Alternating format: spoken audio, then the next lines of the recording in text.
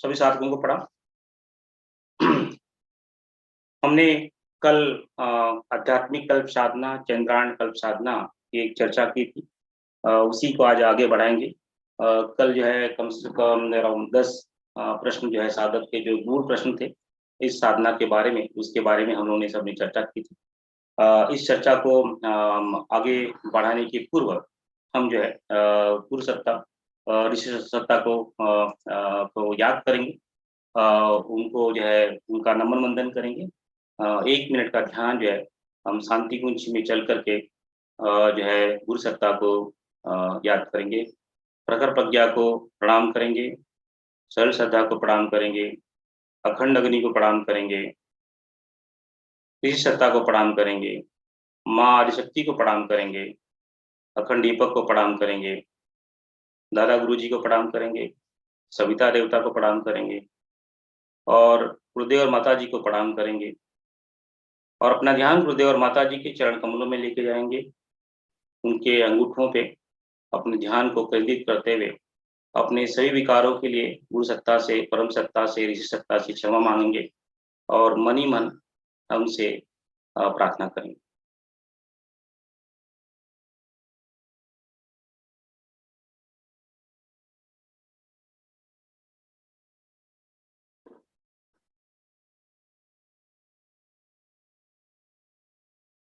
तस्मै श्री गुरुवे नमः। तस्मै श्री गुरुवे नमः। तस्मै श्री गुरुवे नमः। परम पूज्य गुरुदेव और मंदिनी माता जी के उपस्थिति में, ऋषि सत्ता, गुरु सत्ता को उपस्थिति में हम जो है प्रश्नोत्तरी की साधना जो है चर्चा शुरू कर रहे हैं। कल हमने बहुत सारे प्रश्नों के साथ में चर्चा की थी, आज उसी को बढ़ाएंगे। बढ़ाने के पहले फिर से यह समय महत्वपूर्ण क्यों है, उसकी थोड़ी चर्चा कर लेते हैं। आज से जो है काफी एकादशी शुरू हो रही है। जो है अध्यात्म के लिए, अध्यात्म पथ पे अग्रसर सभी साधकों के लिए आज से जो है अगले 40 दिन के जो समय है बड़ा लाभदायी है। अगर वो जितना चाहे इस जो बरसात हो रही है, अमृत वर्षा हो रही है, जो घनीभूत वर्षा हो रही है, प्राण ऊर्जा की वर्षा हो रही है, उसको जितना अपना चादर फैलाएगा, अपनी कटोरी फैलाएगी, उतना है उसे भर भर कर गुरु सत्ता, ऋषि सत्ता, परम सत्ता प्रदान करेगी। ये एकादशी बड़ा महत्वपूर्ण है। इस में जो है भगवान विष्णु जो है ध्यान मग्न होते हैं, ध्यान ध्यान अवस्था में जाते हैं। यह सब हम सबके लिए उपदेश है, हम भी ध्यान मस्त हो जाएं, अपने तप को, संयम को आगे बढ़ाएं। आज से चतुर्मास शुरू होता है। चतुर्मास का एक सीधा अर्थ है कि 4 मास तक जो है अपने मन में अंतर जगत की यात्रा करे, मनन चिंतन करे, तप करे, संयम करे। यही चातुर्मास का उद्देश्य होता है। ये 4 महीने होता है। इसके अंदर बहुत सारे पर्व आएंगे जो आध्यात्मिक उत्कर्ष को लेके आएंगे। इस साधना की शुरुआत की साधना की शुरुआत करते ही जो है हमें गुरु पूर्णिमा मिलेगी। गुरु पूर्णिमा के दिन जो है गुरु सत्ता का जो है अनुग्रह हम सब पे मिलता है और इसके पश्चात दक्षिणायन आती है। और जो है श्रावण मास के जो है श्रावण मास का सोमवार का व्रत जो है लोगों ने पुरातन काल से करते आ रहे हैं। जो है क्योंकि भगवान विष्णु से ध्यान मग्न हो गए हैं, तो भगवान शिव जो है इस समय जो है पूरा संचालन करते हैं और जो है इसलिए जो है भक्त लोग जो है श्रावण माह में जो है उनकी पूजा अर्चना करते हैं। दक्षिणायन होगा, श्रावण मास शुरू होगा और साथ में जो है रक्षाबंधन सूत्र आएगा। गुरु सत्ता जो है अपने शिष्यों को जो है रक्षा का वरदान देंगे और उनकी रक्षा करने के लिए जो है बद्ध हो जाएंगे। तो गुरु पूर्णिमा और श्रावणी पूर्णिमा ये बड़ा जो है हमारे सबके लिए, साधकों के लिए लाभदायी है। कृष्ण जन्माष्टमी आएगी, बाद में गणेश चतुर्थी आएगी। ये जो कुछ भविष्य की डिटेल में चर्चा हमने कल की थी, तो इसको आज चर्चा नहीं करेंगे। लेकिन इतना है कि समय बड़ा अच्छा है। दक्षिणायन होने के कारण जो है असुरी सत्ता, असुरी ताकत जो है काफी बढ़ेगी। उसके लिए भी हम सबको, साधकों को अधिक मात्रा में अपने आप को तपाना है ताकि जो है असुरी क्षति जो है ना हो, ना हमारे परिवार में हो, ना हमारे पर हो, ना समाज में हो, ना राष्ट्र में हो, ना ये विश्वमंडल में हो। इसलिए हर साधकों का एक कर्तव्य है, तो है कि साधना की दृष्टि से अपने आप को आगे बढ़ाएं और अधिक से अधिक मात्रा में साधना के लिए अग्रसर हों। आइए श्रृंखला को आगे बढ़ाते हैं। कल बहुत सारे प्रश्नों के उत्तर दिए गए थे। उसी श्रृंखला में आज साधक का प्रश्न 11वां 11वां साधक का प्रश्न करता है कि मनुष्य की सतो रजो तम गुण क्या है? उसे फिर से विस्तार से समझाएं। चंद्रायन कल्प साधना क्यों और कैसे में हमने इसकी विस्तार से चर्चा की थी, लेकिन साधक ने जिज्ञासा प्रकट की है कि फिर से इससे एक बार बताया जाए कि 3 ऋषियों ने वेद में यजुर्वेद जो है कृष्ण यजुर्वेद के उपनिषद में इसकी विस्तार से चर्चा की गई है। उसमें जो है मनुष्य के 3 वृत्तियां बताई गई हैं, तामस वृत्तियां और जो है राजसिक वृत्तियां और सात्विक वृत्तियां। जो तामस वृत्तियां में ऋषि वेद कहता है कि काम, क्रोध, लोभ, मोह, भय, चोरी, आसक्ति, निद्रा, मैथुन, आलस्य, ये जो है तामस वृत्तियां हैं। इसके माध्यम से तमस के गुण होते हैं और इसके माध्यम से तमस के कर्म संचय होते हैं, जो आगे चल के प्रारब्ध बन करके या संचित कर्म बन के साधकों को या गृहस्थ को या सन्यासियों को या हर प्राणियों को जो है तकलीफ, सुख और दुख लेके आता है। उसके पश्चात में जो है ऋषि जो है राजस वृत्तियों के बताते हुए बताते हैं कि मैं करता हूँ, मैं भोगता हूँ, मैं वक्ता हूँ, अभिमान युक्त गुण, नाम, यश, कीर्ति, लोकेशना की तीव्र इच्छा, यह जो है राजस वृत्तियां आती हैं और ऋषियों ने इसे राजस वृत्तियों के नाम से संबोधन किया है। ये सब जो है कि सब कुछ करने वाला मैं ही हूँ, मैं ही अच्छा हूँ, मैं सबसे बढ़िया हूँ, मेरा नाम हो, मेरा यश हो, मेरा कीर्ति हो। इसके लिए व्यक्ति शक्तिशाली मैं बनूँ, इसके लिए व्यक्ति कितना स्तर तक जा सकता है, ये वृत्ति जो है बड़ी नुकसानदेह होती है। ये ऋषि सत्ता इसे राजस वृत्तियों के नाम से संबोधन करती है और इसको राजस वृत्तियां बताती हैं। साथ में ही सात्विक वृत्तियां, उसमें जो है अहिंसा, सत्य, अस्तेय, ब्रह्मचर्य, संतोष, जो है अपरिग्रह, क्रोध न करना, गुरु की सेवा करना, पवित्रता बनाए रखना, दम्भ न करना, ये सब जो है वृत्तियां जो है सात्विक हैं। और आस्तिकता, यहाँ पे वेद क्लियर आस्तिकता का अर्थ होता है कि उसके अलग अलग मीनिंग बताए गए आस्तिक होने का अर्थ क्या होता है, लेकिन वेद के अनुसार जिसकी श्रद्धा वेद में है, जिसकी श्रद्धा उपनिषद में है, जिसकी श्रद्धा पुराणों में है, जिसकी श्रद्धा गीता में है, इन सभी को जो है हम जो है आस्तिक कहते हैं। जो जो है भगवान की वाणी ही वेद है, गीता माता और वेद माता भगवान की वाणी है, उसमें पूर्ण रूप से विश्वास रखना ही, रामायण और महाभारत में जो कांड बताए उसमें पूर्ण रूप से विश्वास करना, ये आस्तिकता की निशानी है। वेद के अनुसार जो व्यक्ति विशेष इस तरह की आस्था अपने वेद में, पुराणों में, गीता में रखता है, वो है आस्तिक कहलाते हैं। और इसके अलावा बाकी के जो है वो जो आप इसकी अलग अलग परिभाषाएं हैं, लेकिन वेद के अनुसार आस्तिकता का यही गुणधर्म जो है ऋषियों ने बताया है। और जो सात्विक जो गुण बताए हैं, अहिंसा, सत्य, अस्तेय, ब्रह्मचर्य, संतोष, इसकी विपरीत क्रिया जो है वो जो है तामस में होती है। जैसे कि अहिंसा करना ये सात्विक गुण है, हिंसा करना एक तामसिक गुण बन जाता है। सत्य, हमेशा सत्य वाचा का पालन करना, ये सात्विक गुण है। झूठ बोलना ये जो है तामस गुण हो जाता है। अस्तेय यानी जो है चोरी से बचना, चोरी ना करना, इसको अस्तेय कहते हैं। चोरी करना ये है तामस गुण है। ब्रह्मचर्य का पालन करना ये सात्विक गुण है। और जो है अमर्यादित मैथुन करना ये जो है तामसिक गुण है। संतोष बनाए रखना ये सात्विक गुण है। लोभ को पैदा करना ये जो है आपके तामसिक गुण है। तो जो भी सात्विक गुण है उसके अपोजिट जो काम कर दिया जाता है उसे तामसिक गुण जो है ऋषि सत्ताओं ने बताया। गुरु की सेवा, जब क्रोध न करना, यानी क्रोध करना ये सात्विक गुण है और क्रोध करना जो है तामसिक गुण है।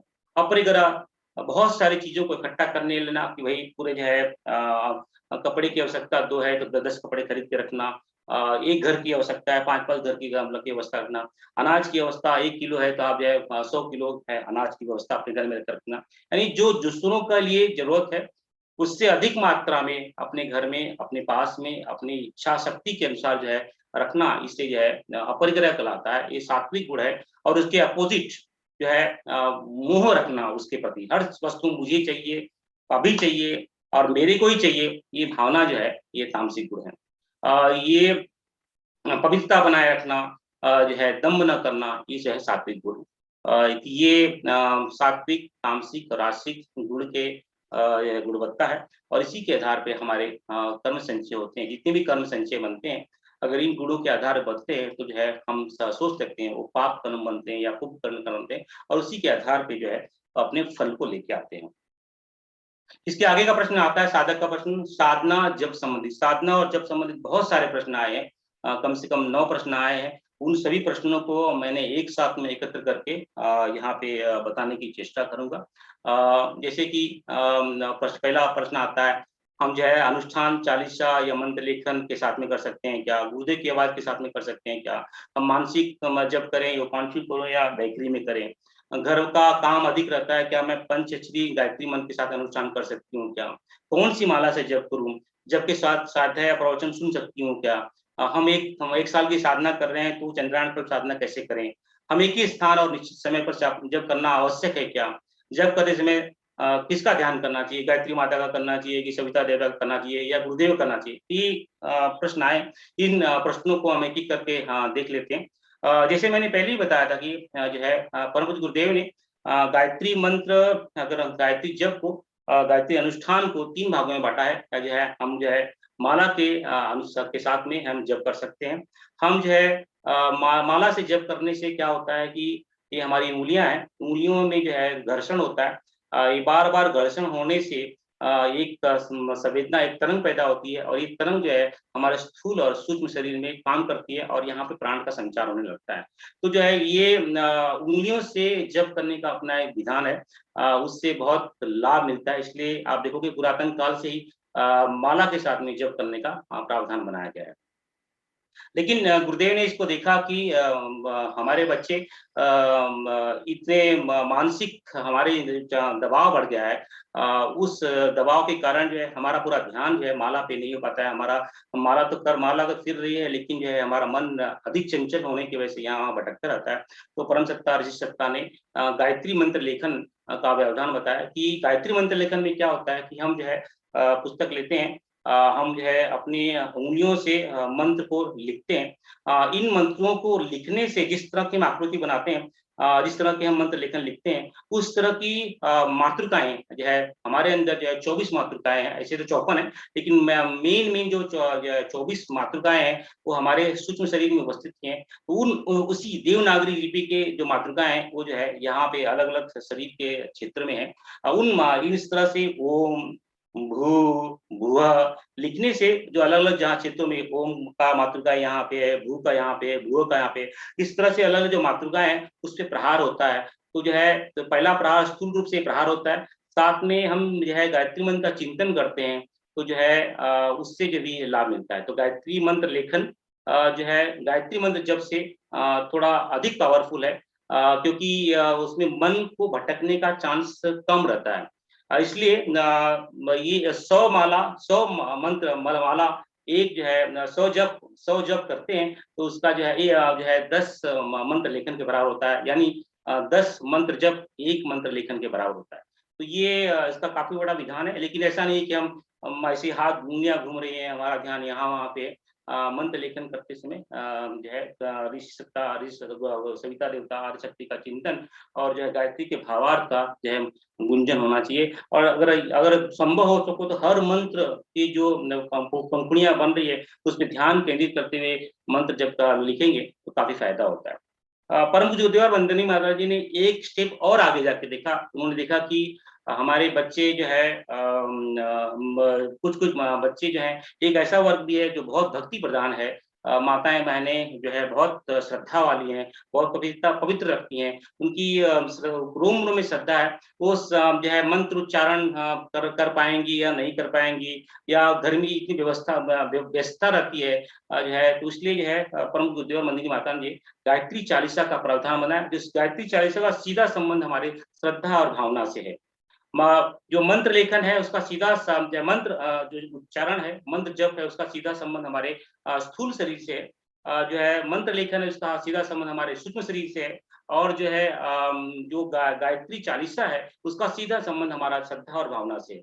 तो परम पूज्य गुरुदेव मंत्री माता जी ने चालीसा भाव युक्त चालीसा का भी प्रावधान बनाया कि हम साधक जो है भाव युक्त चालीसा भी कर सकते हैं। तो जो है ये, और एक चालीसा जो है एक माला के बराबर होता है।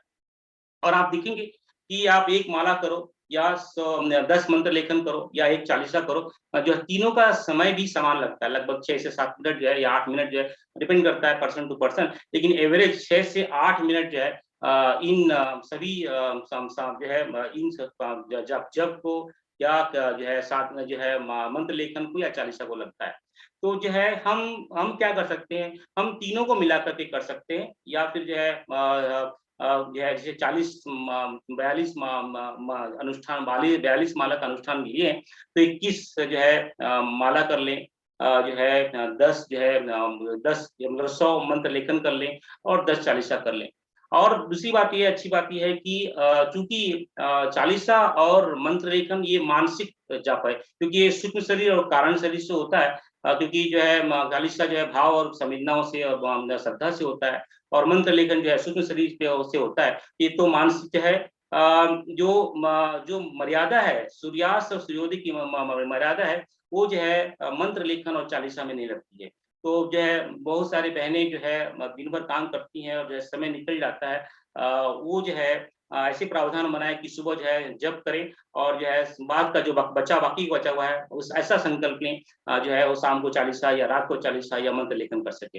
या अभी जो भी भाई बहन जो है जो है सुबह जल्दी निकल जाते हैं और रात को देर से जो है घर आते हैं, उनकी व्यवस्था ऐसी है, तो वो भाई बहन भी जो है जो है क्या कर सकते हैं कि चालीसा और मंत्र लेखन का और जो है मंत्र जप का तीनों को मिला करके ऐसा दिनचर्या बनाएं, ऐसा संकल्प लें, ताकि जो है आप जो है रात्रि के समय भी मंत्र जप या मंत्र लेखन या चालीसा कर सकें। तो इस तरह से जो है हम जो चालीसा, हाँ, आप जो है चालीसा लेखन और जो है तीनों को मिला करके अनुष्ठान कर सकते हैं। दूसरा प्रश्न ये आया कि गुरुदेव की आवाज में के हम जो है अनुष्ठान कर सकते हैं। ये मैंने पहले ही बताया था कि हम सब जो है अभी साधना के पहली कक्षा में हैं। पहली कक्षा में बहुत ध्यान जो है मानसिक शक्ति बहुत चाहिए, दृढ़ता चाहिए, जो है, लेकिन हम इतने परिपक्व नहीं हुए हैं। इस परिपक्वता के कारण जो है गुरुदेव के साथ में गुरुदेव का मंत्र बॉक्स चलता रहता है, ऐसा देखने में आया प्राय कि मंत्र पश्चात चलता रहता है। हमारा ध्यान जो है हमारे ऑफिस में, हमारे मॉल में, हमारे किचन में, जो है खाने पकाने में, इसमें ही मन रमते रहता है। तो ये ध्यान भटकने की एक ज़्यादा चांसेस है जो है मंत्र बॉक्स के साथ में जप करने से। दूसरा जो चालीसा जो है चालीसा करते हैं, किसी कुछ बोलते हैं, मंत्र लेखन करते हैं, तो जो है हम कुछ लिखते हैं, और जो है हम जब करते हैं तो माला रहता है, कुछ न कुछ तो जो है प्रभाव जो है हम करते ही रहते हैं, उसमें मन भटकने का चांसेस कम रहता है। लेकिन जो साधक पक चुके हैं, अपनी साधना की सीढ़ी पे आगे जा चुके हैं, वे लोग तो मंत्र बॉक्स के साथ में कर सकते हैं। लेकिन जो नए साधक हैं, नए-नए साधना की शुरुआत किए हैं, या फिर हम सब लोग जो है, हम सबको जो अनुष्ठान और दूसरा अनुष्ठान का ये व्यवधान है। अनुष्ठान में एक निश्चित संख्या होती है, एक निश्चित संख्या, एक निश्चित अवधि होती है, उसी को हम अनुष्ठान बोलते हैं। जो है, और तो जो है हम जो है मेरी तो यही सलाह रहेगी, हम शुरुआत लोग हैं, हम लोग जो है अनुष्ठान जो है मंत्र जप के साथ में करें, या लेखन के साथ में करें, या चालीसा के साथ में, या तीनों को मिला कर करें। और लेकिन हृदय के साथ में मंत्र जब होता है, उसके साथ में आप ध्यान कर सकते हैं। आप 10 मिनट का ध्यान जो है परम पूज्य गुरुदेव और वंदनीय जो परम पूज्य गुरुदेव की जो आवाज के साथ में जो गायत्री मंत्र है, उसके साथ में जो है अपने मन को, श्रद्धा को, प्राण को प्रयोग करके हम लोग ध्यान कर सकते हैं। जो शनिवार का जो ध्यान चलता है अखंड जप, असली वो 12 घंटे का ध्यान है। उस तरह का जो है गुरुदेव की आवाज में है, हम ध्यान कर सकते हैं।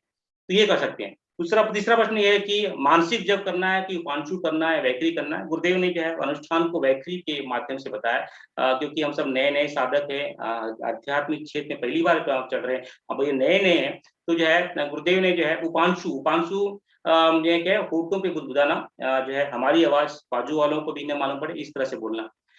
कुछ नए साधक हैं, वो जोर से बोलते हैं, ओम भूर्भुवः, जैसे हम जो है ग्रुप में जब गायत्री मंत्र बोलते हैं, वैसे ही करना शुरू करते हैं। ओम भूर्भुवः स्वः तत्सवितुर्वरेण्यं भर्गो देवस्य धीमहि धियो न प्रचोदयात्। इस जोर से बोलने से क्या होता है कि वैखरी में बोलने से हमारा गले के कंठ में काफ़ी प्रहार होता है, और उस प्रहार की वजह से जो है गला दुखना शुरू होता है। गले के दुखने से जो है सर दुखना शुरू होता है, सर के दुखने से पूरे साइनस दुखने लगते हैं, साइनस दुखने से पूरा शरीर बहुत दुखने लगता है। तो जो है, और जो है अधिक मात्रा में हम जप नहीं कर सकते हैं। और जो है पहले दिन तो शुरुआत में ज़ोर-शोर से हमने जो है जो है 3 माला, 4 माला या 5 माला तो कर लिया, लेकिन आगे चल के ये बहुत तकलीफ देने लगता है। इसलिए वैखरी में हम जो है जप ना करें। हम जो है पांशु में जप करें, ताकि जो है होठ का मंत्र का उच्चारण हो, लेकिन जो होठों पे हो और उसके जो है शब्द दूसरे को सुनाई ना दे। तो इस तरह का जो है हमें व्यवधान करना चाहिए। हमें जो है उपांशु में ही गायत्री मंत्र जप करना है। उपांशु यानी सिर्फ होठों को गुदन। एक माताजी का प्रश्न आया कि भैया घर का काम बहुत अधिक रहता है, तो क्या मैं पंचश्री गायत्री मंत्र के साथ में अनुष्ठान कर सकती हूँ क्या? परम पूज्य बुद्ध ने बड़े स्पष्ट ढंग से माताओं और बहनों के लिए स्पष्ट रूप से जो है ये प्रश्न जो है लिखा है। उसके अंदर स्पष्ट रूप से लिखा है कि जो बहनें जो माताएं घर में बहुत व्यस्त रहती हैं और जिन्हें बच्चों को संभालना होता है और काफी दिनचर्या उनकी बहुत व्यस्त रहती है, ऐसी बहनें जो है गायत्री पंचाक्षरी के माध्यम से भी अनुष्ठान कर सकती हैं और पूरा लाभ ले सकती हैं।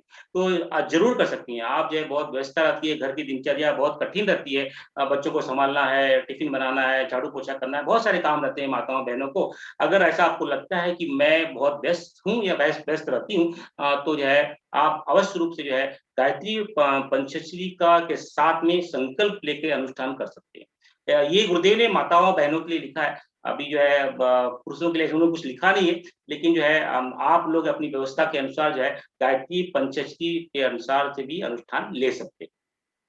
आगे का प्रश्न है कौन सी माला से जप करें?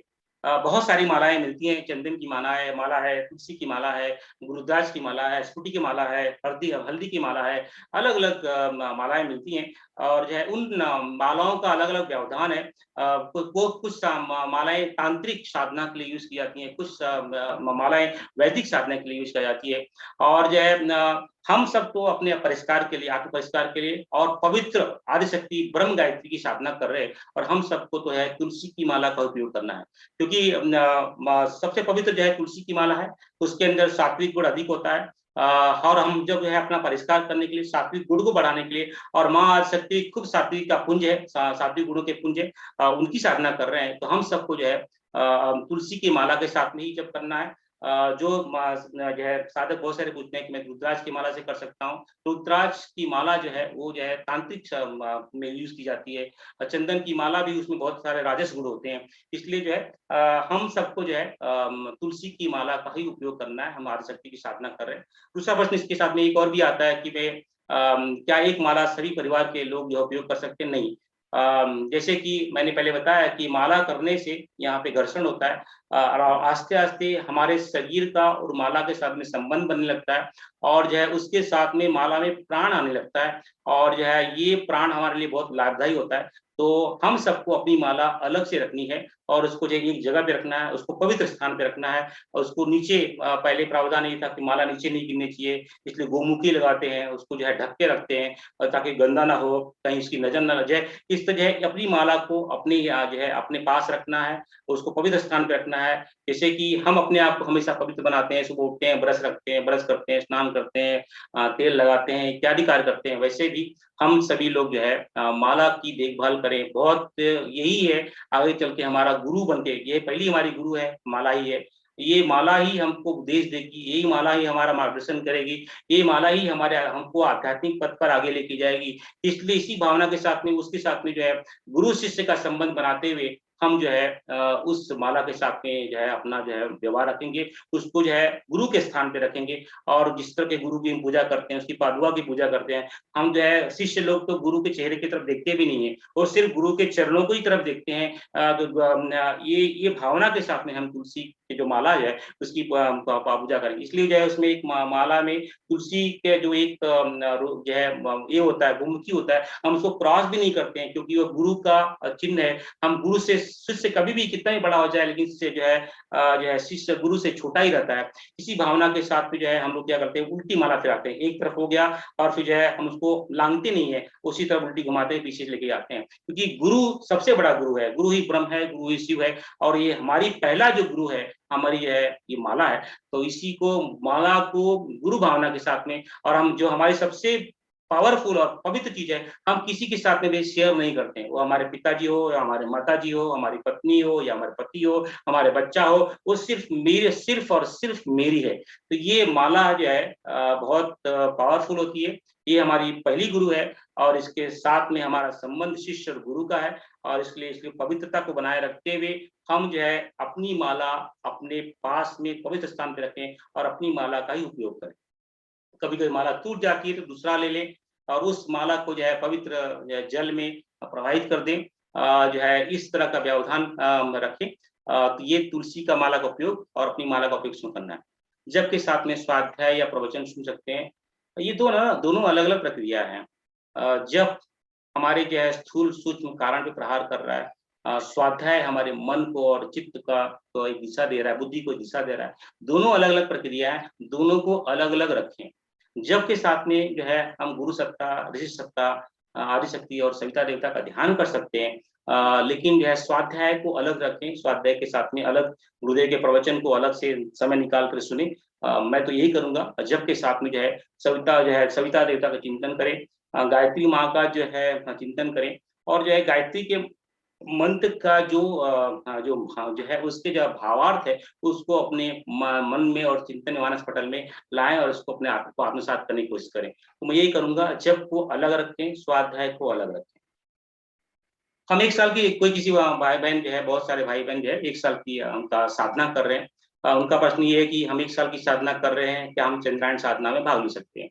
1 साल की साधना में 15 माला प्रतिदिन साधक करता है। पूर्णिमा और अमावस्या और रविवार के दिन थोड़ी सी अधिक माला करता है। तो इसके साथ में वो 5 लाख का जो है उनका 1 साल का अनुष्ठान पूरा होता है। गायत्री अनुष्ठान सिखाते हैं। गायत्री जो है तो ये जो साधक इस चंद्रायण कल्प साधना में भाग लेना चाहते हैं, अपनी यह 1 साल की साधना चाहते हैं, अवश्य कर सकते हैं।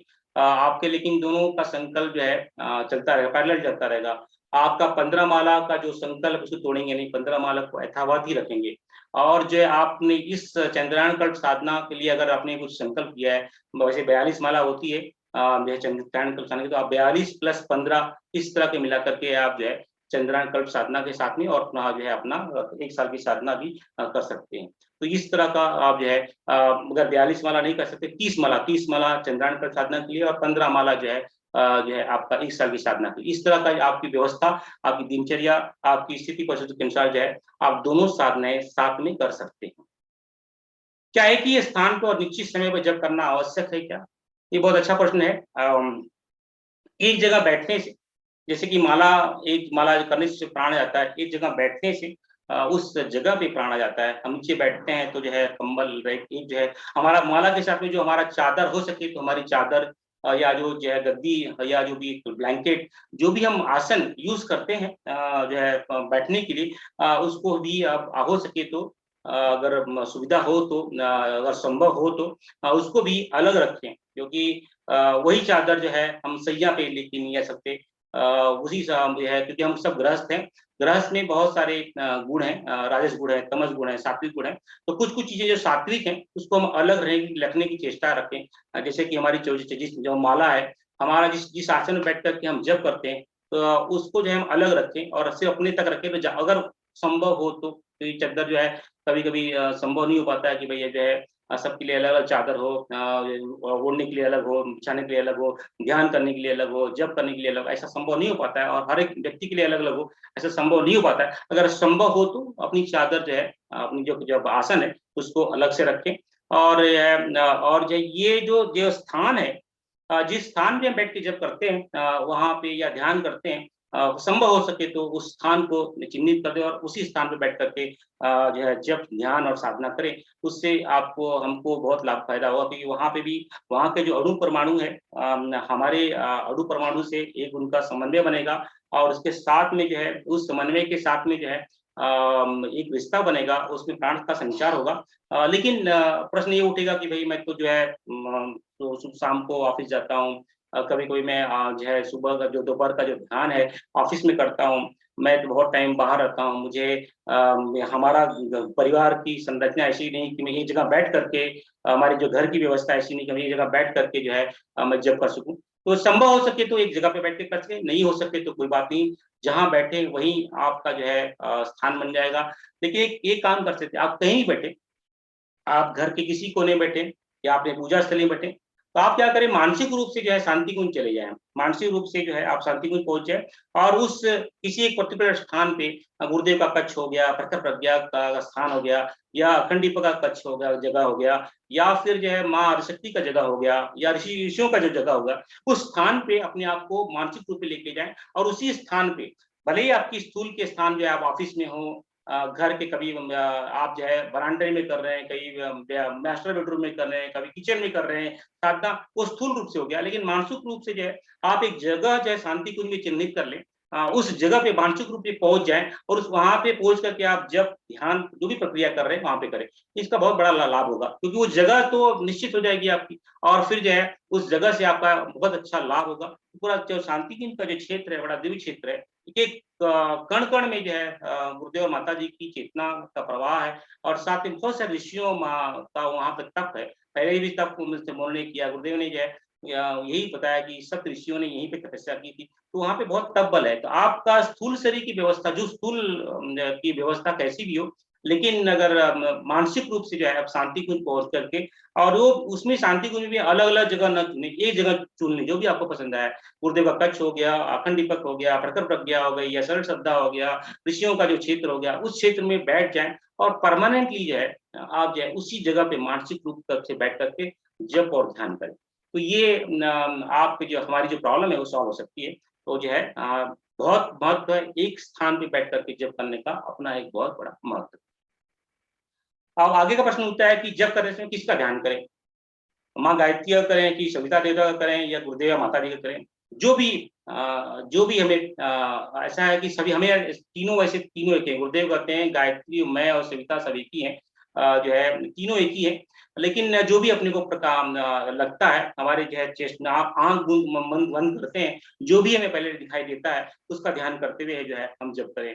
गायत्री माँ का ध्यान रखते हुए जप कर सकते हैं, गुरुदेव और माता जी का ध्यान करते हुए जप कर सकते हैं, सविता, तीनों एक ही बात है।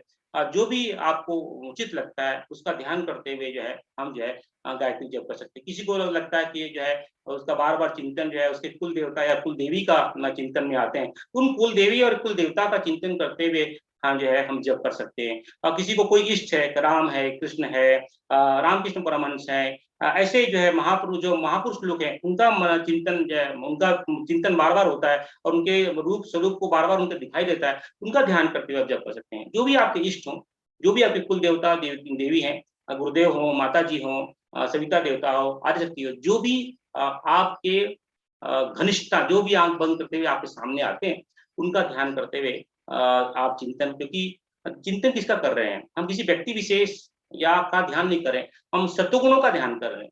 आदिशक्ति, गुरु सत्ता, सविता देवता, इष्ट देवता, कुल देवता, ये सत्वगुणों के पुंज हैं। हम उनका ध्यान कर रहे हैं, किसी व्यक्ति स्वरूप और नाम का ध्यान नहीं कर रहे हैं, हम तो सत्वगुणों का ध्यान कर रहे हैं। तो हम सत्वगुणों के किसी भी पुंज को, विष्णु को पूजा देख सकते हैं, शिव का ध्यान कर सकते हैं, पूजा हम जप कर सकते हैं, गुरुदेव और माता जी का ध्यान करते हुए जप कर सकते हैं, मशाल का ध्यान करते हुए जप कर सकते हैं, रामकृष्ण परमहंस जी का ध्यान करते हुए जप कर सकते हैं, दादा गुरु का ध्यान करते हुए जप कर सकते हैं। जो भी हमें आकर्षण लगे उसके साथ में जो है हम जप और ध्यान कर सकते हैं। तो ये कुछ 9 प्रश्न जो है साधकों के जप के माध्यम से आए थे। अब जो है प्रश्न नंबर 12वां, इसमें भी भोजन के संबंधी बहुत सारे प्रश्न साधकों के आए। मैंने बहुत सारी चेष्टाएं की है अपने कल्प साधना में क्यों और कैसे, और कल के भी साधना जो है प्रश्नोत्तरी में इसको डिटेल में समझाया था। फिर भी कुछ प्रश्न बाकी रह गए, उन प्रश्नों को हम देख लेते हैं। इसमें भी प्रश्न है, 9 प्रश्न है। भोजन का प्रतिबंध क्यों है? हमें ऑफिस की तरफ से यहाँ वहाँ घूमना होता है। हम बीमार रहते हैं। लहसुन प्याज खा सकते हैं कि नहीं? अस्वाद क्यों करना चाहिए? कार्यक्रम का भोजन कर सकते हैं क्या? उपवास करना जरूरी है क्या? एकादशी और श्रावणी सोमवार को उपवास कर सकते हैं क्या? उपवास के समय साबूदाना या आलू इत्यादि खा सकते हैं क्या? हम तो लेके करके इस प्रश्न की चर्चा कर लेते हैं। ये जैसे हमने कल बहुत डिटेल में चर्चा की, अन्न के माध्यम से ही, हमारे माता-पिता के अन्न के माध्यम से हमारा स्थूल शरीर बनता है, और ये स्थूल शरीर का जो पोषक है हमारा अन्न ही है। अन्न की बड़ी प्रक्रिया होती है कि अन्न पैदा होने से लेकर के हमारे मुख तक जाने तक उसमें कौन से स्थूल रूप से, सूक्ष्म रूप से और कारण रूप से, यानी सात्विक, तामसिक और जो है मानसिक जो है किस तरह के विकृतियां आई, वो उनका बहुत इम्पैक्ट हमारे जो है शरीर और मन पे पड़ता है। तो इसलिए जो है जैसे जैसे ऋषि सत्ताएं कहती हैं, जैसा खाए अन्न वैसा होए मन। जिस तरह से हम अन्न खाते हैं वैसे हमारा मन बनता है। ये जो अन्न ही तो है, इसलिए अन्न को ब्रह्म भी कहा जाता है कि अन्न के माध्यम से हम जो ब्रह्म को प्राप्त कर सकते हैं। अन्न, कहीं कहीं तो ऋषि ये भी कहते हैं कि अन्न एक औषधि है। हम तो जो है उसको भोजन के रूप में लेते हैं, लेकिन जो है कहीं कहीं ऋषि सत्ताएं वेद कहीं कहीं ये भी लिखता है कि अन्न जो है औषधि है, उसको औषधि के रूप में जो है क्या उपयोग करना चाहिए, उपभोग नहीं उपयोग करना चाहिए। तो ये अन्न का बहुत बड़ा जो है विधान है। जितनी आवश्यकता है उतनी आवश्यकता के अनुसार ही हमें अन्न लेना है। इसलिए जो है हम चंद्रायन कल्प साधना में जो है ग्रास के माध्यम से या एक निर्धारित माध्यम से या फिर अपनी शरीर की क्षमता के अनुसार जो है जितनी आवश्यकता उससे कम लेते हुए है अन्न का भोजन करते, क्योंकि इसका बहुत बड़ा विज्ञान है। अन्न से ही हमारे स्थूल और सूक्ष्म अन्न के जो है स्थूल शरीर बनते हैं, और स्थूल शरीर के जैसे हमने देखा उसमें 10 विकार जो है कर्म संचय करते हैं। काम, क्रोध, लोभ, मोह जो है ये 5 विकार हो गए। बाद में जो है आलस, निद्रा, भय, मैथुन, ये जो है ये जो विकार हैं ये अन्न के वजह से होते हैं। तो ये अन्न जो है स्थूल शरीर के सूतक है, और ये विकार जो है आप कहीं भी अगर एक कभी आप अनुभव करके एक्सपेरिमेंट करके देख लो, आप जो है 1-2 महीना लगातार जो है घर का भोजन करके देखें, और एक दिन जो है रेस्टोरेंट का भोजन खा कर देखें। आप रेस्टोरेंट का भोजन जैसे ही खाएंगे आपको मन विक्षिप्त हो जाएगा। काम, क्रोध, लोभ, भोग का जो पहले भी आएंगे, लेकिन इसकी तीव्रता बढ़ेगी, वो जो है आपको जो है 1-2 दिन मालूम पड़ेगा। ये अन्न का बहुत बड़ा विज्ञान है। इसलिए जो है ऋषि कहीं भी आप किसी भी कोई भी अनुष्ठान ले लो, जो है कहीं भी कोई भी ऋषि जो अगर अनुष्ठान बताता है उसमें पहला प्रतिबंध जो है अन्न पे ही लगाता है, क्योंकि अन्न से ही सब कुछ बनता है। अन्न से ही हमारा स्थूल शरीर बनता है। उस स्थूल शरीर के जो 10 विकार जो प्रत्यक्ष रूप से जो काम करते हैं, काम, क्रोध, लोभ, भय, ये जो है अन्न के माध्यम से संचालित होते हैं। आलस, निद्रा, मैथुन जो है ये अन्न के माध्यम से संचालित होते हैं। इसलिए अन्न किस तरह का खा रहे हैं ये बहुत बड़ा विधान है। इसलिए कहीं कहीं तो ये भी लिखा, शास्त्र में ये भी लिखा जाता है अन्न सिर्फ जो है अपने माता के बनाया हाथ से बनाया हुआ भोजन कर सकते हैं, या अपनी पत्नी के बनाया हुआ हाथ से भोजन कर सकते हैं, क्योंकि इनकी संपूर्ण समर्पणता और प्रेम और स्नेह व्यक्ति विशेष के लिए होती है। माता का प्रेम स्नेह तो अपने बच्चों पे रहता है। इसलिए माता के हाथ का ही भोजन खाना इस तरह का शास्त्र बताता है कि इन अन्न का इतना बड़ा विधान है। तो हम सबको घर का ही भोजन करना है और सात्विक भोजन करना है। अगर हमारी जो है दिनचर्या ऐसी है कि हमें बाहर जाना पड़ता है, तो जो है उसको जो है अभिमंत्रित करके, जिस तरह से हमने ग्रास में 15 मंत्र बताए, 15 मंत्र न आता हो तो जो है गायत्री मंत्र से उसको 3 या 4 बार जो अभिमंत्रित करके गायत्री मंत्र का चिंतन करते हुए अन्न को ग्रहण करना है, क्योंकि अन्न ही हमारे सभी विकारों का बीज है। ये मान के चलिए अन्न के माध्यम से ही जितने हमारे प्रकार जो है पैदा विकार पैदा होते हैं, उनका जो बीजारोपण है वो है अन्न ही है। इसलिए हमारे सभी ऋषि जो है यह भोजन के प्रतिबंध को बहुत लागू करते हैं।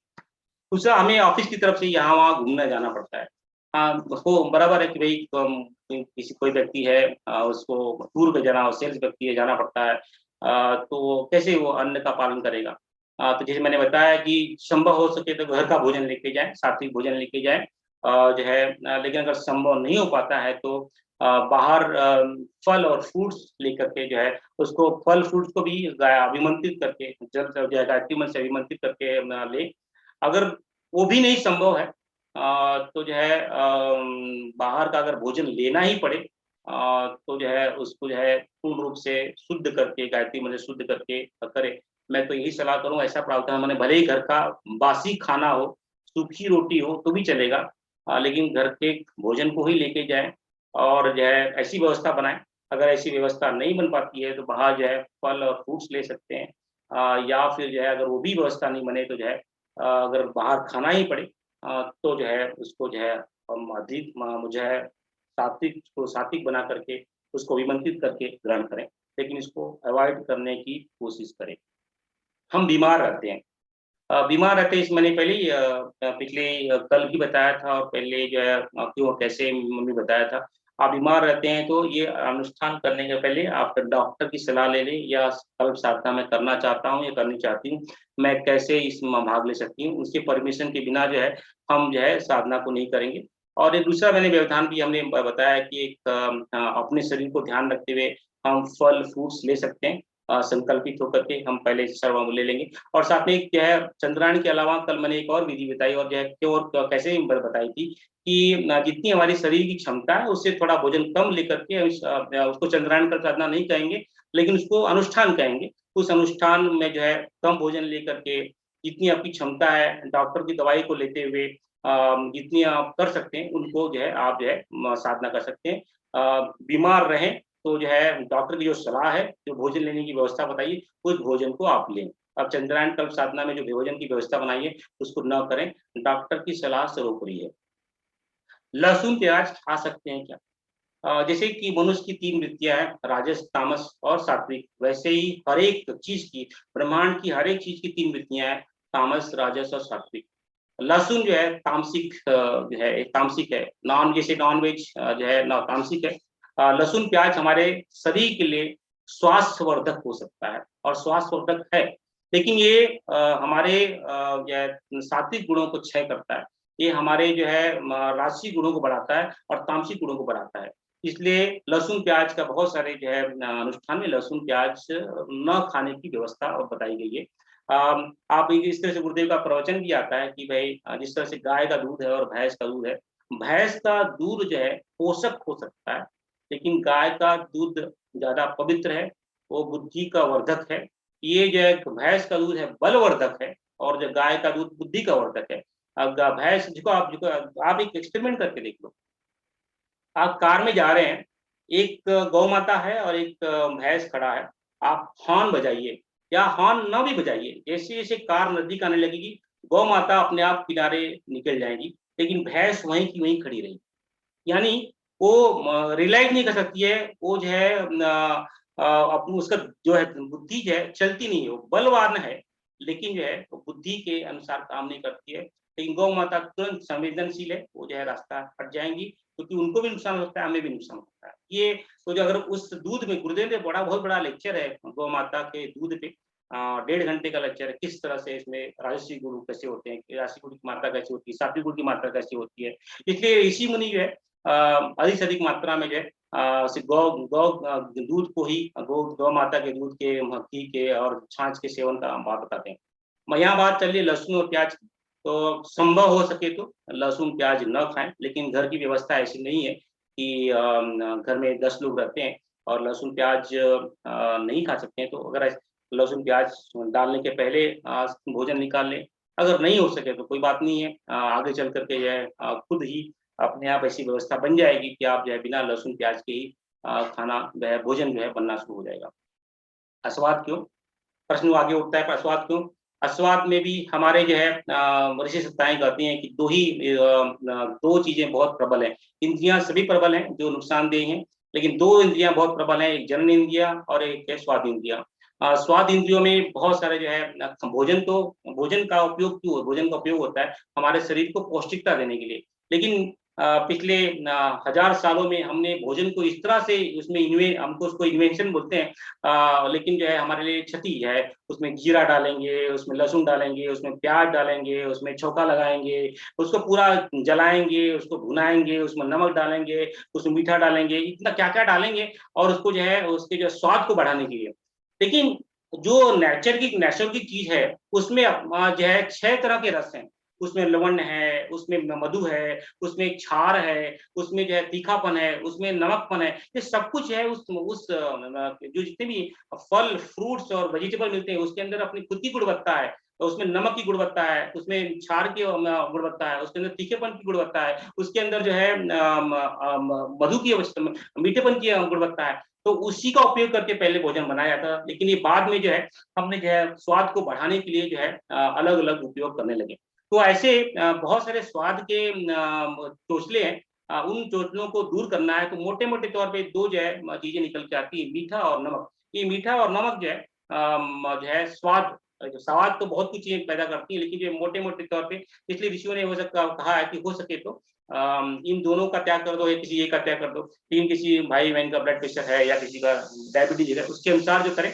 लेकिन अस्वाद का अर्थ ही होता है कि स्वाद के पीछे ना भागना, स्वाद का त्याग करना। मीठा और नमक नहीं है। मीठा और नमक नहीं डालेंगे, लेकिन साबूदाना खिचड़ी बनाएँगे और बिना नमक का बनाएँगे और बाद में जो है कुछ तो दूसरा डाल देंगे। आजकल स्टीविया चला हुआ है, उसमें जो है हम जो है शक्कर नहीं डालेंगे, लेकिन स्टीविया डाल के उसको मीठा बना के खाएँगे। ये स्वाद को त्यागना, यानी मेन उद्देश्य है स्वाद के जो स्वाद इंद्रियाँ उसको भंग करना। उसके जो हम जो है लालसा है, आज ये खाऊँगा, वो खाऊँगा, जो स्वाद की लालसा है उसको भंग करना, ना कि मीठा और नमक। मीठा और नमक उसके माध्यम है। मीठे और नमक के माध्यम से जितने भी स्वाद के अलग-अलग जो प्रपंच हैं, जो चोचले हैं, उनको खत्म करना ये उद्देश्य है। तो जो भी मिले, कम मिले, उसको उसी ढंग से आत्मसात करना जैसे जो है स्वादिष्ट चीज़ को खा रहे हैं। नमक है या नहीं है, तीखा है या नहीं है, उसको आत्मसात करना, उसी ढंग से आत्मसात करना जो है उसे आस्वाद करते हैं। यानी कभी-कभी क्या होता है कि लोगों में अस्वाद भोजन ही अच्छा लगने लगता है और फिर ये मन में एक अहंकार जाग जाता है, मैं तो अस्वाद करता हूँ। वो भी एक दंभ है, वो भी नुकसानदेही है। यानी स्वाद को अगर अस्वाद में भी स्वाद आने लगे, तो समझ लेना कि कहीं गलती हो गई, अब उसको भी त्याग कर देना चाहिए। यानी उद्देश्य ये है, हमें उद्देश्य को ध्यान रखना चाहिए। हमारा उद्देश्य है स्वाद को भंग करना, इसलिए अस्वाद का उपयोग करते हैं। अगर अस्वाद में ही स्वाद आने लगे, तो समझ लेना कि ये जो है जीव की लालसा उससे बढ़ गई है, उसको भंग कर देना चाहिए और आगे बढ़ना चाहिए। तो इस तरह का जो है प्रावधान जो है स्वाद करना चाहिए। कार्यक्रम का भोजन कर सकते हैं, कतई नहीं कर सकते। एक आंसर है, नहीं कर सकते और नहीं करना चाहिए। सबसे अधिक मात्रा में तामसिक और राजसिक जो गुण है, वो कार्यक्रम के भोजन में ही होते हैं। इतना हो लल्ला होता है, शादी-ब्याह जो है, जन्म दिवस, विवाह दिवस, इस तरह से उसमें नाना प्रकार के तामसिक गुण, राजसिक गुण होते हैं, प्रपंच होता है, अहम होता है, अहंकार होता है, अपनी लालसा होती है, लोभ होता है, मोह होता है, ये सब गुणवत्ता भोजन में आएँगी। तो कार्यक्रम का भोजन कतई नहीं करना चाहिए स्वाद जो है अनुष्ठान के टाइम पे। एक शब्दों में उसका आंसर ये है कि कार्यक्रम के भोजन को अनुष्ठान के समय नहीं करना चाहिए और नहीं ही करना चाहिए। लेकिन आप कहेंगे कि हमें कार्यक्रम में जाना होगा, कार्यक्रम में ही पहली बात नहीं जाना चाहिए। अनुष्ठान के समय मैंने कल इसको विस्तार से समझाया था कि कार्यक्रम के समय जाना भी नहीं चाहिए और भोजन भी नहीं करना चाहिए। तो संभव हो सके तो कार्यक्रम के बाहर के भोजन को न करें। अन्न का बहुत बड़ा उपयोग जो है हमारे स्थूल शरीर पे होता है और उसका इम्पैक्ट सूक्ष्म शरीर पे और भी कारण शरीर पे जाता है। इसलिए भोजन पे बहुत अधिक मात्रा में ध्यान देने की आवश्यकता है। उपवास करना ज़रूरी है क्या? अगर पिपीलिका चंद्रायण कर रहे हैं, तो उपवास करना ज़रूरी है। आप पिपीलिका चंद्रायण कर रहे हैं, लेकिन आपका स्वास्थ्य लगता है कि हम जो है नहीं कर पाएँगे या नहीं हो पाएगा, तो जो है जो 2 या 3 दिन का जो है उपवास होगा, उसके अंदर आप जो है रस ले सकते हैं, आप जूस ले सकते हैं या सूप ले सकते हैं। लेकिन जैसे ये हमारा अनुभव ऐसा है कि जैसे-जैसे साधना बढ़ती है, मैं तो एक दिन जो है 8-9 दिन भोजन नहीं कर किया था। भोजन करने की इच्छा ही पूरी खत्म हो गई थी, इतना आनंद आ रहा था। तो जो है जैसे-जैसे आपकी साधना बढ़ेगी, बड़ा आनंद आएगा। भोजन लेने की इच्छा ही जो है आपकी जो है खत्म हो जाएगी, मतलब इच्छा ही नहीं होगी और आप बहुत एक्टिव रहेंगे। मैंने तो जो है बैंगलोर अश्वमेध के पूर्व जो है 1.5 साल तक की जो है एक्सपेरिमेंट किया था, सिर्फ एक समय भोजन लेता था और काफ़ी एक्टिव था, मतलब कि काफ़ी एनर्जी थी। तो ये भोजन का संबंध सीधा जो है हमारे मन से है और मन का सीधा संबंध हमारे जो है वायु से है, वायु का सीधा संबंध हमारे चंद्रमा से है, चंद्रमा का सीधा संबंध जो है सूर्य से है, सूर्य का सीधा संबंध हमारे पृथ्वी से है। ये अगर हमने मन को कंट्रोल, हमारे अन्न को कंट्रोल कर लिया, तो सब कुछ कंट्रोल में आ जाएगा। बहुत बड़ा विधान है। जो है आप इसको एक्सपेरिमेंट कीजिए। हाँ, अधिक से अधिक मात्रा में क्या करते हैं यार, स्वास्थ्य का ध्यान देखते हैं, हमारे शरीर में क्या होगा, लहसुन नहीं खाएँगे तो प्याज़ नहीं खाएँगे, नमक नहीं खाएँगे तो उसमें ये मात्रा, इस पे आप एक्सपेरिमेंट कीजिए, बहुत बहुत सारे फल मिलेंगे। तो उपवास करना ज़रूरी है, पिपीलिका मध्यचारण चंद्रायण कर रहे हैं, तो मध्य में उपवास आपका होगा, उपवास करना ज़रूरी है। अब ये मास बड़ा अच्छा मास चल रहा है, उसमें जो है श्रावणी उपवास भी होगा और एकादशी का उपवास भी आएगा। बहुत सारी बहनें जो है श्रावणी मास की सोमवार का उपवास करती हैं और बहुत सारी बहनें एकादशी का, बहुत भाई भी एकादशी का उपवास करते हैं। ये दोनों अलग-अलग प्रक्रिया है। मैं तो ये करूँगा चंद्रायण का साधना के साथ में एकादशी और श्रावणी के सोमवार को उपवास को मिक्स नहीं करना चाहिए। एकादशी का अपना एक विधान है, बहुत उसका जो है बहुत बड़ी गुणवत्ता है। जो है एकादशी का जो उपवास करते हैं, अगर लगातार 16 उपवास करते हैं, उसके अंदर शरीर में, स्थूल शरीर में, सूक्ष्म शरीर में, कारण शरीर में बहुत बदलाव आते हैं और इसका बहुत बड़ा इम्पैक्ट पड़ता है। तो जो है एकादशी की अपनी एक महत्ता है, लेकिन जो है 2 महान गुणों को हम साथ में नहीं मिला सकते, क्योंकि हम चंद्रायण कल्प साधना जो है ग्रास को कम करते हुए कर रहे हैं और बाद में ग्रास को समान रखते हुए कर रहे हैं। तो बीच में एकादशी का उपवास कर लेंगे या श्रावणी का वो सोमवार का उपवास कर लेंगे, तो जिसमें जो है 2 प्रक्रिया मिक्स हो जाएँगी। तो मैं ये सजेशन करूँगा कि ये है आप दोनों को मिक्स ना करें। संभव हो सके तो मिक्स न करें, तो ये ज़्यादा 2 अलग-अलग प्रक्रिया है, दोनों को अलग-अलग रखें तो ज़्यादा उत्तम होगा। उपवास के समय साबूदाना की खिचड़ी और आलू, ये बहुत बड़ा प्रश्न है कि मैं जो है उपवास है लेकिन मैं साबूदाना खिचड़ी खा रहा हूँ, उपवास है लेकिन मैं आलू खा रहा हूँ। ये आयुर्वेदिक के हिसाब से दोनों बहुत नुकसानदेह चीज़ें हैं। आलू और आलू सबसे जो है नुकसानदेह चीज़ वही है, आलू ही है। साबूदाना तो इतना नुकसान करता है, क्योंकि नुकसान इसलिए करता है क्योंकि हमारा अनुष्ठान का उद्देश्य क्या होता है कि हमारा अनुष्ठान का उद्देश्य अधिक से अधिक मात्रा में एनर्जी, हमारी ऊर्जा जो है हमारे जो है सूक्ष्म शरीर और कारण शरीर को व्यवस्थित करने में जाए, और ये और जो है हम शरीर को हल्का रखें। अगर हम भोजन कम क्यों करते हैं ताकि हमारा शरीर शरीर हल्का रहेगा, तो जो है हमारा जो है मन जो है चंचल नहीं होगा और हम अधिक से ध्यान कर पाएँगे, जप कर पाएँगे और बाकी प्रक्रिया कर पाएँगे। लेकिन जब शरीर भरा रहेगा और जो है तो जो क्या होगा कि जो है हम साधना और जप नहीं हो पाएँगे। और जो है जो कुछ-कुछ चीज़ें ऐसी होती हैं जिसको पचाने के लिए शरीर को बहुत काम करना पड़ता है। इसको पचाने के लिए मूलाधार चक्र, स्वादिष्टान चक्र और जो है हमारी जो नाभि चक्र है, मणिपुर चक्र है, उसको बहुत काम करना पड़ता है। उसी में से एक आता है साबूदाना। साबूदाना को पचाने के लिए बहुत मेहनत करनी पड़ती है हमारे मूलाधार, मणिपुर और जो है स्वादिष्टान चक्र को। तो ये पूरी एनर्जी जगह समझ लीजिए अभी जप कर रहे हैं और आज साबूदाना की खिचड़ी खा लिए और पूरा जो है मूलाधार, मणिपुर और स्वादिष्टान चक्र की जो एनर्जी है, वह जो है आपका साबूदाना पचाने में लग गई है। आपका जो ध्यान है वो जप में नहीं जाएगा, ध्यान जो है आपका ध्यान जो है ध्यान में नहीं जाएगा और आप जो कुछ नहीं कर पाओगे। इसलिए ऐसी चीज़ों से दूर रहना चाहिए, जड़ता चीज़ों से, राजस चीज़ों के भोजन को दूरी बनाए रखना चाहिए। अगर चाहिए तो उपवास के समय जो है आप जो है उसी जो है सूप लीजिए, वेजिटेबल को उबाल करके उसको सूप जो है ले लीजिए। जो है फल को काट करके थोड़ा फल खा लीजिए, दूध पी लीजिए, गौ माता का दही दही का छाछ पी लीजिए। ये जो इस तरह का प्रावधान जो सुपाच्य हो, जो शरीर में ज़्यादा मेहनत ना करना पड़े, ऐसे चीज़ों को आप उपवास के समय ले सकते हैं। आलू और साबूदाना तो कतई नहीं लेना चाहिए।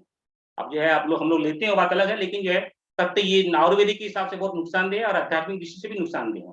तो जो है उपवास के समय जो है सुपाच्य जो शरीर को पचाने में बहुत कम मेहनत लगे, ऐसे फल, फ्रूट्स और जो है वेजिटेबल्स या भोजन को ही लेना चाहिए। या उपवास में लेना नहीं चाहिए, लेकिन अगर कुछ भाई-बहन नहीं कर सकते हैं, तो जो है सुपाच्य चीज़ को ही लें। तो ये है भोजन के प्रति। तीसरा प्रश्न अखंड दीपों का कलश संबंधित प्रश्न है, इसमें इसके अंदर 5 प्रश्न हैं। साधक के प्रश्न आते हैं कि गौ-घृत अखंड दीपक का क्या महत्व है? जैसे मैंने बहुत सारे प्रवचन में बताया, चर्चा की है कि जो है गायत्री की अनंत शक्तियाँ हैं, उस अनंत शक्तियों में विश्वामित्र जी ने क्या किया, उन अनंत शक्तियों को लेकर के मोटे-मोटे तौर पे उसको 24 शक्तियों में बाँट दिया और 24 शक्ति में जो है शिव सत्ता ने क्या किया, 12 जो है अगम की और 12 निगम की, यानी 12 जो है वैदिक और 12 है तांत्रिक साधनाएँ बताई। 12 जो है गायत्री और 12 जो है सावित्री के जो है शक्तियाँ बताई। उन शक्तियों में एक शक्ति है मंदाकिनी और एक शक्ति है पयस्विनी। ये दोनों जो बाहरी के जो है ऋषि जो आदिशक्ति के जो प्रत्यक्ष जो है 24 शक्तियाँ जो ऋषियों ने बताई हैं, ऐसी गायत्री की अनंत शक्तियाँ हैं, जो मोटे-मोटे तौर पे जो 24 शक्तियाँ बताई हैं, उन 24 शक्तियों में से 2 शक्तियाँ हैं जो स्थूल रूप से दिखाई देती हैं। एक है गौ माता और दूसरा जो है गंगा माता।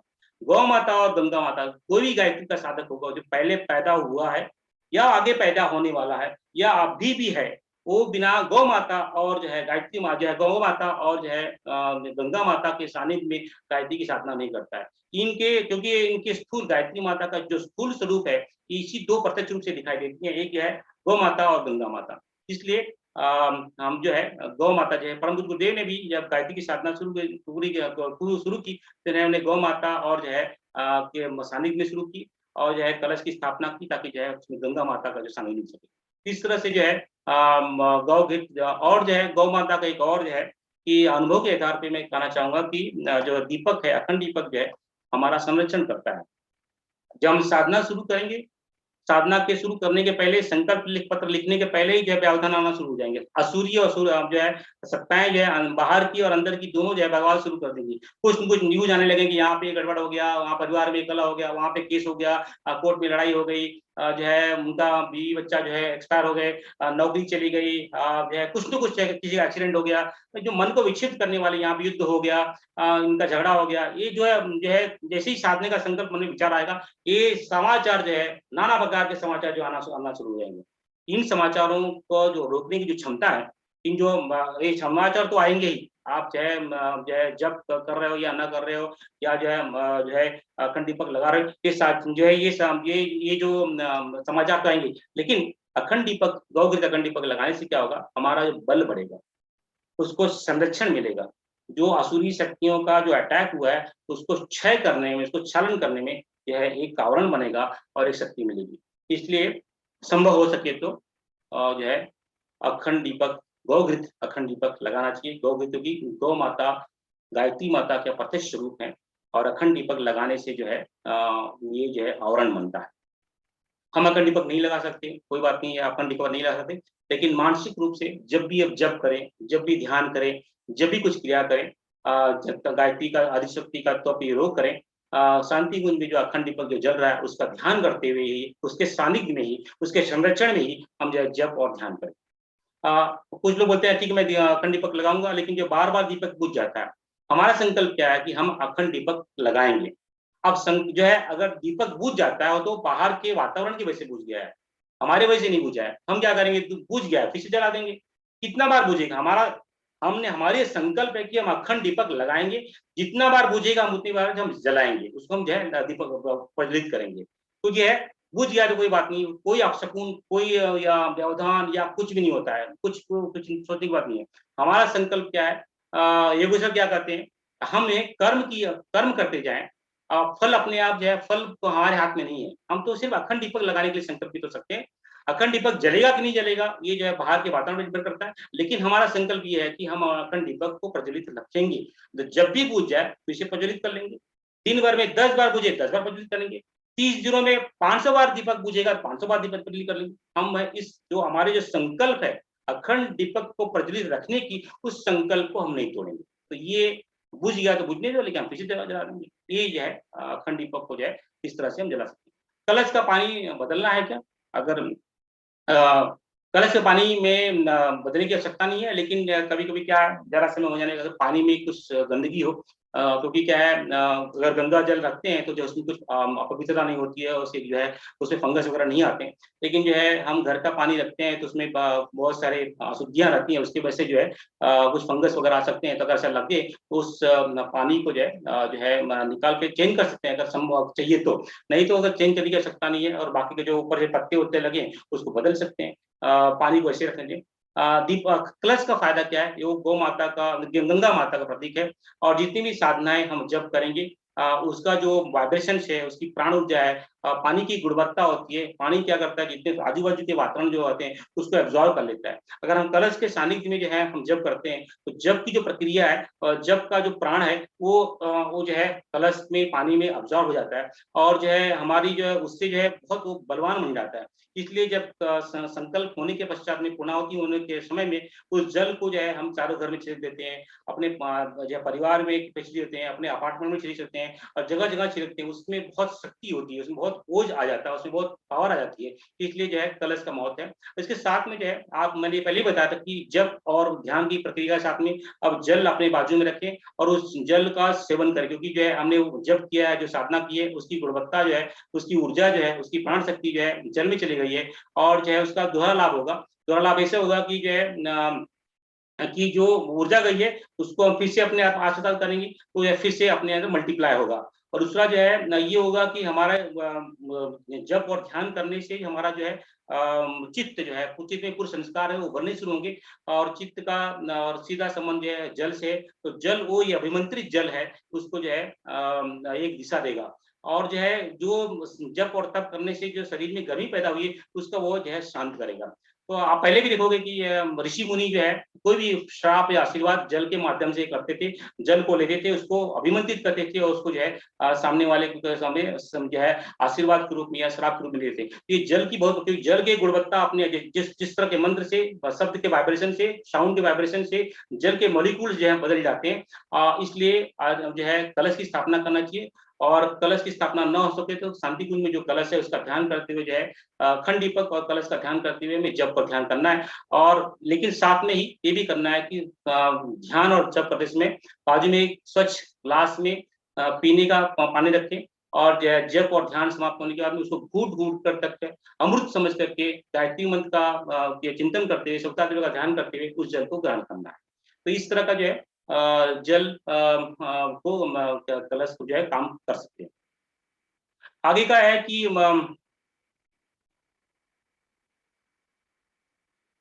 यज्ञ यज्ञ संबंधी प्रश्न है, यज्ञ संबंधी भी 3-4 प्रश्न है, उसको देख लेते हैं। कि बलि वैश्व यज्ञ और यज्ञ दोनों करना है कि हाँ दोनों करना है, क्योंकि बलि वैश्व एक जो है, जो हमारे पर 5 ऋण है, उसको जो है ऋण को करने के लिए और उसका संरक्षण के लिए हमारे 5 ऋण हैं। एक ब्रह्म ऋण है, देव ऋण है, ऋषि ऋण है, नर ऋण है और भूत ऋण है। और जो है ये हमारे जैसे कलश रक्षा करता है, जैसे अखंड दीपक रक्षा करता है, ऐसी जो 5 महाभूतियां हैं ये हमारे रक्षा करती हैं। इसलिए बलि वैश्व महायज्ञ उनको आभार प्रकट करने के लिए और हमें संरक्षण प्राप्त करना हो मिले। जो घर में जो कलह कलेश जो होते हैं या ये बलि वैश्व न करने की वजह से होते हैं। अगर बलि वैश्व यज्ञ जहाँ पे प्रतिदिन होता है वहां पे कलह कलेश तो आते होंगे, लेकिन जो है उसका क्षय जल्दी होता है, उसमें से एक जो है उसमें से एक मार्ग जल्दी मिलता है। तो हर व्यक्ति को बलि वैश्व महायज्ञ करना है। यज्ञ यज्ञ इसलिए कर रहे हैं क्योंकि ये जो है 1.25 का अनुष्ठान है और जो है हर अनुष्ठान का जो है शतांश जो है हम लोग जो है पूर्णाहुति के रूप में करते हैं। ये 1.25 का अनुष्ठान में कार्य तात्पर्य 1250 की आहुति हमें देनी है। 1250 की आहुति जो है ये क्या इस अगर जो है हम थोड़ी थोड़ी आहुति प्रतिदिन करें, 24 मंत्र की आहुति प्रतिदिन करें, तो जो है ये आगे चल के हमें लाभ देगा, जो है पूर्णाहुति के समय में फायदा देगा। आप ऐसे सामूहिक रूप से पूर्णाहुति करेंगे तो हमारी पूर्णाहुति पूरी हो जाएगी, लेकिन जो है प्रतिदिन जो है 24 जो है आहुति के साथ में अगर हम यज्ञ करेंगे तो जो है हमारी पूर्णाहुति में जो है सहायता करेगा। क्या पूरे कर्मकांड के साथ में यज्ञ करना है, संभव हो तो करें, नहीं तो जो है गुरुदेव का आह्वान कर ले, माता जी का आह्वान कर ले, गायत्री माँ का आह्वान कर ले और उनका संरक्षण करते हुए जो है यज्ञ करें। अगर नैनो यज्ञ है तो नैनो यज्ञ से करें। हवन हवन सामग्री से करें। अगर हवन सामग्री न हो, नैनो न हो तो जो है दीपक लगा करें। अगर दीपक भी ना हो तो जल के माध्यम से करें, या जल भी ना हो तो जो है मानसिक रूप से करें। तो यह मानसिक रूप से जो है 24 आहुति जो है आप जो है गायत्री मंत्र पे आहुति दे करके प्रतिदिन जो है हम जो है ये कर सकते हैं। कर्मकांड पूरा नहीं किया चले, सिर्फ गुरुदेव माता जी और गायत्री माँ का आह्वान करके उनके संरक्षण में हम कर सकते हैं, या मानसिक रूप से या जल के माध्यम से या हवन के माध्यम से या नैनो के माध्यम से हम जो ये कर सकते हैं। कुछ कुछ भाई लोग जो है बाहर रहते हैं, पीजी में रहते हैं, हॉस्टल में रहते हैं, कंपनी के ऑफिस में जो गेस्ट रूम उसमें रहते हैं, वो यज्ञ नहीं कर सकते हैं, तो वो मानसिक रूप से बलि वैश्व यज्ञ और यह यज्ञ कर सकते हैं। लेकिन दोनों की प्रक्रिया करनी अनिवार्य है, ये बहुत सहायता हमें करेंगी। आगे का प्रश्न है यात्रा अशुद्धि संबंधी कुछ प्रश्न है, जैसे कि मैंने यात्रा के बारे में कल बताया और जो है बीच में कुछ दिनों के लिए विवाह आयोजन में जाना है, संभव हो सके तो विवाह में न जाए, क्योंकि विवाह ये महोत्सव में बहुत सारे, क्योंकि हमारा ऑपरेशन चल रहा है, ऐसे मैंने कल भी डिटेल में चर्चा की है। हमारा जो स्थूल शरीर सूक्ष्म शरीर कारण शरीर का ऑपरेशन चल रहा है। स्थूल शरीर में काम क्रोध लोभ मोह है, दम्भ है, आलस है, जो है मैथुन है, ये निद्रा है, इस तरह के जो विकार हैं स्थूल शरीर में। सूक्ष्म शरीर में जो है काम जो है हमारा जो है जो अलग अलग स्पर्श रूप रस गंध के विकार हैं, वो विकार हैं। और जो है कारण शरीर में जो है मन बुद्धि चित्त अहंकार के जो विकार से विकार हैं, ये उनको जो हम संयम में लाए हुए हैं। और जैसे ही हम किसी विवाह आयोजन में जाते हैं, ये संयम को छूट मिलती है और ये हानि कर सकते हैं। जैसे जिस तरह से हमारे फिजिकल स्थूल शरीर प्रक्रिया, हमारा हार्ट का ऑपरेशन चलता है, हमारा पैर का ऑपरेशन चलता है, उस व्यवस्था में हम कहीं बाहर, ब्रेन का ऑपरेशन चलता है, उस अवस्था में कहीं हम बाहर नहीं जाते हैं। उसी व्यवधान से हमारे आध्यात्मिक शल प्रक्रिया चल रही है, तो वो आध्यात्मिक शल प्रक्रिया के दौरान जो हमें कहीं बाहर नहीं जाना चाहिए उससे। क्योंकि समझ लीजिए कि अगर हमारा हार्ट का ऑपरेशन हो रहा है, हम बाहर चले गए तो क्या होगा, बैक्टीरिया का अटैक ज्यादा हो जाएगा और जो है उस बैक्टीरिया को अटैक को दूर करने के लिए हमें और कोशिश करनी पड़ेगी। इसलिए वो संभव हो सके तो कोई भी यात्रा ना करे, क्योंकि यात्रा के दौरान, विवाह प्रोग्राम के दौरान, ये बाकी के जो आयोजन के जो है दौरान जो है बहुत जो है अटैक होने की संभावना रहती है। इसलिए जो है यात्रा, लेकिन हम व्यवहारिक हैं, अगर ऐसा नहीं लगे कि हम टाल नहीं सकते तो हमें क्या करना चाहिए कि हमें जो है पहले जो है 2 चीजें करनी पड़ेगी। कुलसत्ता से पहले परमिशन लेनी पड़ेगी, गुरुदेव से परमिशन लेकर के ही हम यात्रा करेंगे। और दूसरा ये करना पड़ेगा कि भाई जो है उनका संरक्षण मिले। और जो है जितनी दिन की यात्रा कर रहे हैं इसकी विस्तार में हमने कल चर्चा की, जितनी भी यात्रा कर रहे हैं उस दिन से दंड स्वरूप और जो है अपनी साधना को बढ़ाना पड़ेगा। और साथ में जो है जितनी साधना कम नहीं हुई उस साधना को बढ़ाना पड़ेगा। अगर हम 3 दिन के लिए बाहर जाते हैं तो जो है यात्रा करते हैं या विवाह आयोजन में जाते हैं, तो 3 दिन तो जो है वो साधना की अवधि गई, प्लस 3 दिन दंड स्वरूप 6 दिन की साधना बढ़ जाएगा।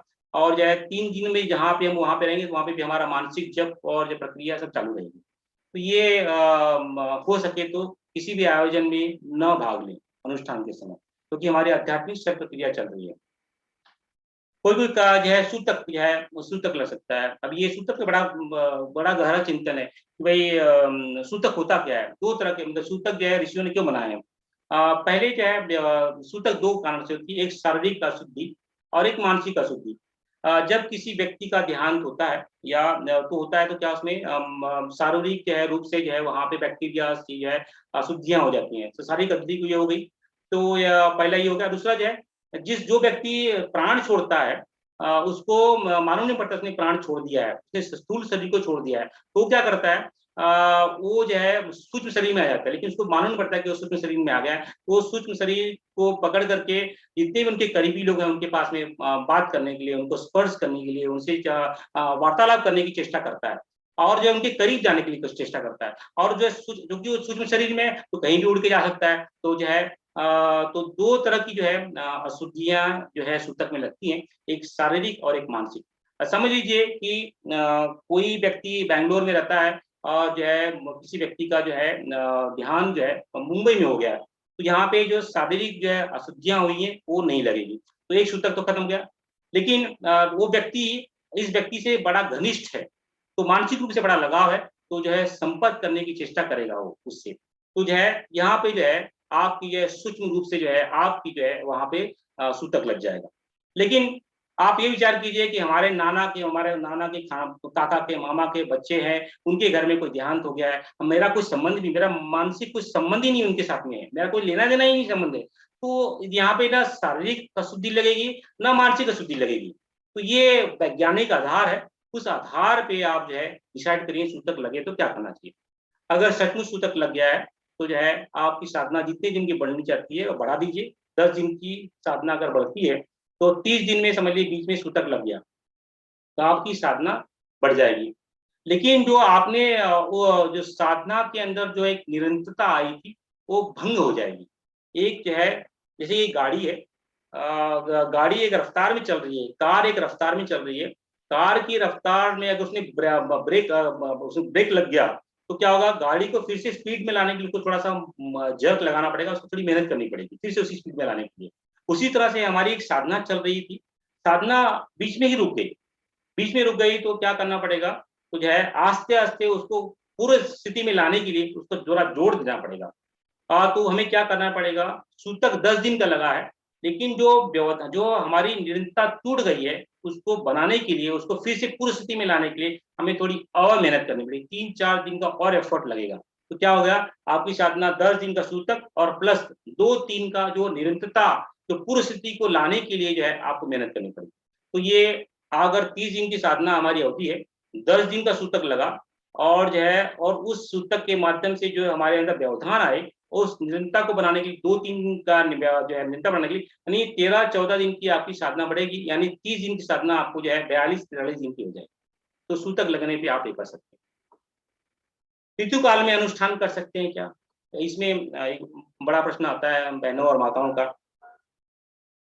ऋतु अभी साधना है क्या, साधना में एक आध्यात्मिक शैल प्रक्रिया है, अनुष्ठान एक आध्यात्मिक शैल प्रक्रिया है, जिसके अंदर जो है ऋषि सत्ता के सानिध्य में, परम सत्ता के सानिध्य में, गुरु सत्ता के सानिध्य में हम अपना स्थूल शरीर, सूक्ष्म शरीर और कारण शरीर का जो है हम जो है शैल प्रक्रिया कर रहे हैं। इसमें जो है नाना प्रकार के विकार हैं, जैसे काम है, क्रोध है, लोभ है, मोह है, स्पर्श है, रूप है, गंध है, भय है, आलस्य है, मन चित्त अहंकार है, इनका जो है शैल प्रक्रिया चल रही है। ये है हमारी आध्यात्मिक शैल प्रक्रिया, ये है अनुष्ठान की प्रक्रिया। अब जो है बीच में जो है नैसर्गिक प्रक्रिया शुरू हो गई। हमारे अंदर नैसर्गिक प्रक्रिया में क्या होता है, हमारे नैसर्गिक प्रक्रिया में जो है हमारे जो है स्थूल शरीर में काफी जो है खिंचाव, तनाव, जो है घर्षण और होता है, और साथ में जो है हार्मोनल चेंजेस बहुत सारे होते हैं, उससे मानसिक विक्षुब्धि बहुत सारी होती है। बहुत सारे बहनों को बहुत सारे मूड स्विंग होते हैं, बहुत सारे बहनें बहुत विक्षिप्त हो जाती हैं, मन जो है बहुत चंचल हो जाता है। अब ये दो प्रक्रिया साथ में करने की क्षमता हम सारे शायद बहनों में और भाइयों ना हो।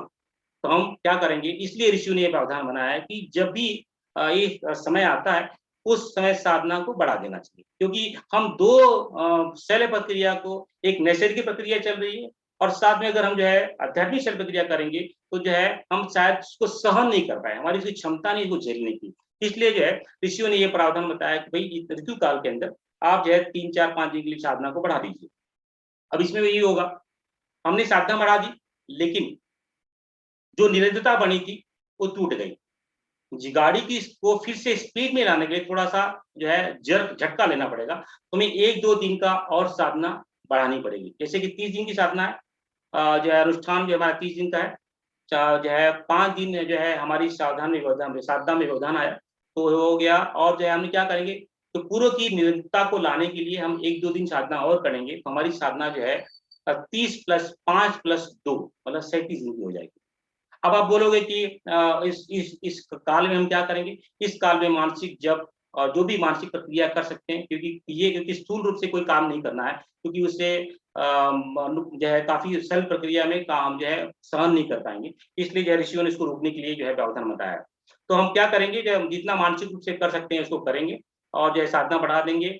और जो ग्रास लेने की पद्धति, अगर जो आप यति चंद्रायण कर रहे हैं या शिशु चंद्रायण कर रहे हैं, तो ग्रास जो है आपका 8-8 रहेगा या 4-4 रहेगा। लेकिन अगर जो है आप पिपील का चंद्रायण कर रहे हैं, तो जो है जहाँ से साधना रुकी हुई थी, उसके 1-2 दिन पीछे जा करके, और जो है जितने मतलब कि हमारे 7 दिन की साधना बीच में बढ़ गई है, तो जो है 7 दिन की साधना को जो है उसको पूर्वोत्तर लाने के लिए जो है फिर से जो है पीछे 7 दिन जाएँगे और उस तरह से उस तरह का टाइम टेबल बना करके जो है मध्य में जो है पूरा टाइम टेबल बना करके जो है हम जो है अपना ग्रास की प्रक्रिया को करेंगे। और बाकी के जितने ग्रास की प्रक्रिया के साथ में आपकी जप की प्रक्रिया, प्राणायाम की प्रक्रिया, ध्यान, योग, जितने भी जो आपने तप योग, उन सभी को करना है। सिर्फ जप करने से काम नहीं। बहुत सारे बहनें के मैसेज आते हैं कि भैया मैं सिर्फ जप को बीच में बढ़ा दूँगी चलेगा? कि नहीं, नहीं, नहीं। हम कहाँ पे टिक मार्क करने के लिए नहीं बैठे हैं या हम कोई सर्टिफिकेट लेने के लिए नहीं बैठे हैं। ये हमारे परिष्कार के लिए कर रहे हैं।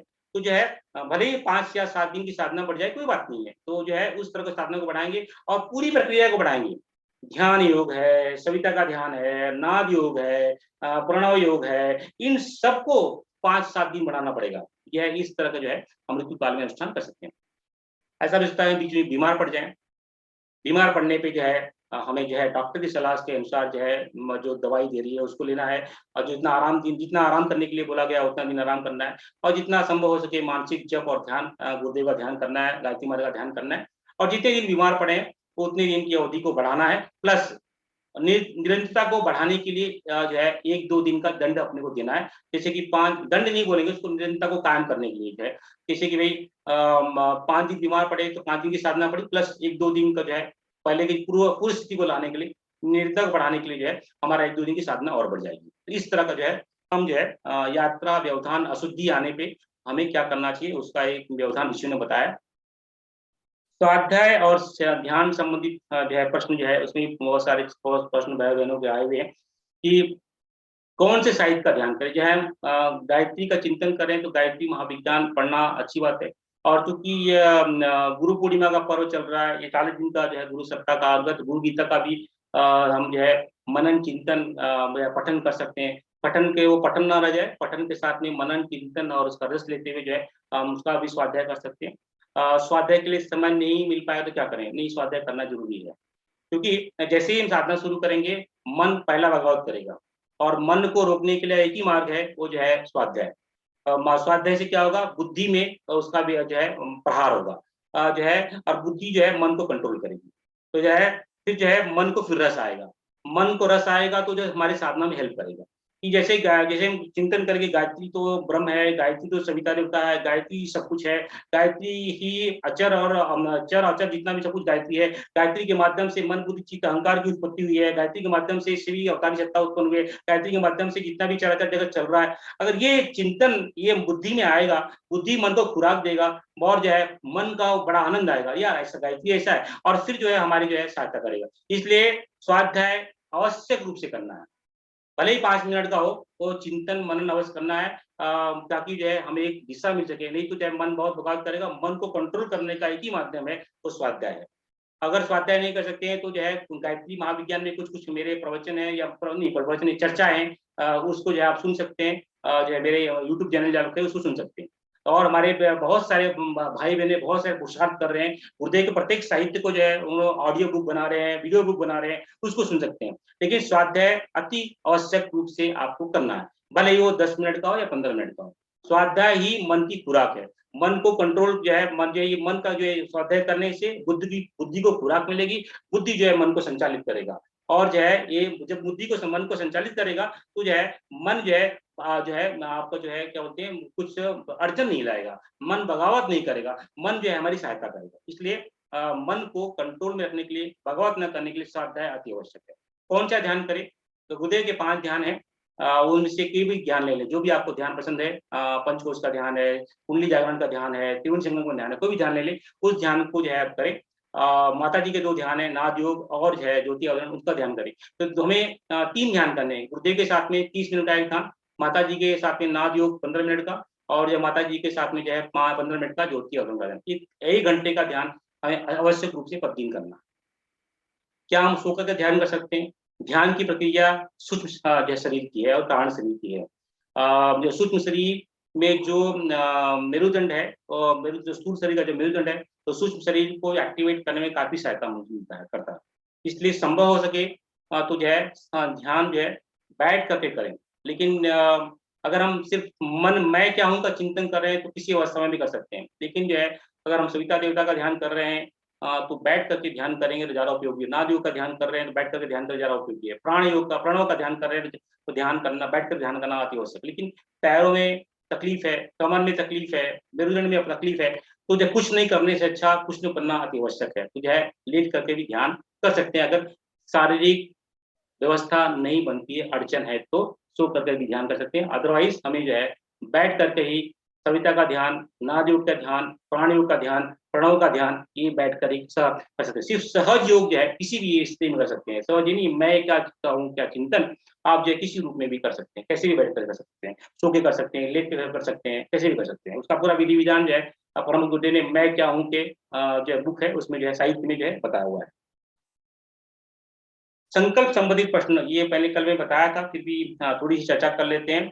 जो है संकल्प पत्र क्या करें? संकल्प पत्र को जो है गुरु शांति कुंज भेज सकते हैं। अगर शांति कुंज नहीं भेज पाए तो जो है गुरुदेव का सूक्ष्म स्वरूप जो है वो जो है अखंड अग्नि, अखंड दीपक है। आप घर में जब अखंड दीपक जलाएंगे या अखंड अग्नि जलाएंगे या जो है हवन करेंगे, उस संकल्प को उसमें आहुति कर उसको उसको समर्पित कर दें। तो संकल्प क्या करना है? संकल्प कब और कैसे लेना है? संकल्प जो है गुरु पूर्णिमा की ब्रह्म वेला में ले सकते हैं, या फिर गुरु पूर्णिमा के एक दिन पूर्व संध्या को ले सकते हैं। संकल्प लेने के पूर्व आपका निष्कासन पत्र और जो संकल्प पत्र दोनों तैयार होने चाहिए। निष्कासन में आपके, जैसे मैंने कल बताया, डिटेल में बताया था, निष्कासन में आपके जितने विकार हैं, प्रत्यक्ष और गुप्त रूप से जितने विकार है उसको लिखना है। और संकल्प में आप इस अनुष्ठान में आप क्या क्या करने वाले हैं उसको लिखना है, और जो है उसको जो लिख करके गुरु सत्ता को समर्पित करना है। ये और संकल्प जो है पूर्व संध्या में करेंगे। अगर हम शायद शांति कुंज के माध्यम से संकल्प होगा, अगर उसकी सूचना आएगी तो जो है हम सब ग्रुप में डाल लेंगे, या फिर अपने हिसाब से जो भी संकल्प ले सकते हैं। जैसे कि गुरु सत्ता का आह्वान कर लीजिए, जो है गायत्री माँ का आह्वान कर लीजिए, कलश की स्थापना कर लीजिए, दीपक की स्थापना कर लीजिए, अखंड दीपक की स्थापना कर लीजिए, और गुरुदेव को जो है आह्वान करके उनका जो है संरक्षण प्राप्त करके उनके जो है अपनी क्षमा प्रार्थना को करते हुए, अपने निष्कासन और संकल्प पत्र उनके चरणों में रखते हुए, संकल्प लेते हुए गुरु सत्ता के चरणों में, उनके सानिध्य में, चरण पादुका में जो है हम जो संकल्प शुरू कर देंगे। अंतिम प्रश्न जो है साधक का जड़ी बूटी कल्प संबंधी प्रश्न है कि भाई कहाँ मिलेगी और नहीं मिले तो क्या करें? किसी भी आयुर्वेदिक दुकान में आपको मिल जाएगी, या शांति कुंज के पोर्टल पे मैं जो है आपसे वहां से ऑर्डर कर सकते हैं, या फिर अपने नजदीकी जो केंद्र है वहां पे मिल जाएगी। अगर नहीं मिलती है तो जो है प्रज्ञा पे है। प्रज्ञा पे में सभी जड़ी बूटियां हैं, उन जड़ी बूटियों के माध्यम से भी हम जो है जड़ी बूटी कल्प ले सकते हैं। ये बड़ी महत्वपूर्ण है ये जड़ी बूटी, क्योंकि जो है साधना करने के समय जो शरीर में खिंचाव तनाव हुआ है, उससे जो एक मलम लेने के लिए तुलसी, शंकुष्टी, ब्राह्मी, शतावरी और का जो है अश्वगंधा का मिश्रण बना करके समान रूप से लेना है। ये कोशिश कीजिए कि जो है शांति कुंज के पोर्टल से मिल जाए, या फिर नजदीकी केंद्र से मिल जाए। अगर नहीं मिलता है तो जो है बाजू में जो है आयुर्वेदिक दुकान है आपके आसपास में, उससे ले सकते हैं, या फिर जो है प्रज्ञा पे है, प्रज्ञा पे में भी इनके अलावा भी बहुत सारी जड़ी बूटियां हैं, उसका कल्प बना करके आप ले सकते हैं। इस तरह से जो है काफी प्रश्नोत्तरी हुई है। मैंने कोशिश ये की कि सभी साधकों के प्रश्नों का उत्तर दिया जाए कि यह है हम सब जो है इस साधना में आगे बढ़े। गुरु सत्ता के चरणों में यही प्रार्थना रहेगी। हम जिस गायत्री तप और योग का संकल्प लेने वाले हैं, उस संकल्प को फिर से जो है दोहरा करके मनन चिंतन करके, और जो है जिस संकल्प को लो लें, ऐसा बनाए कि उस संकल्प को हम पूरा कर पाए, वही संकल्प लें। ऐसा न लें कि भाई जो है संकल्प टूट जाए।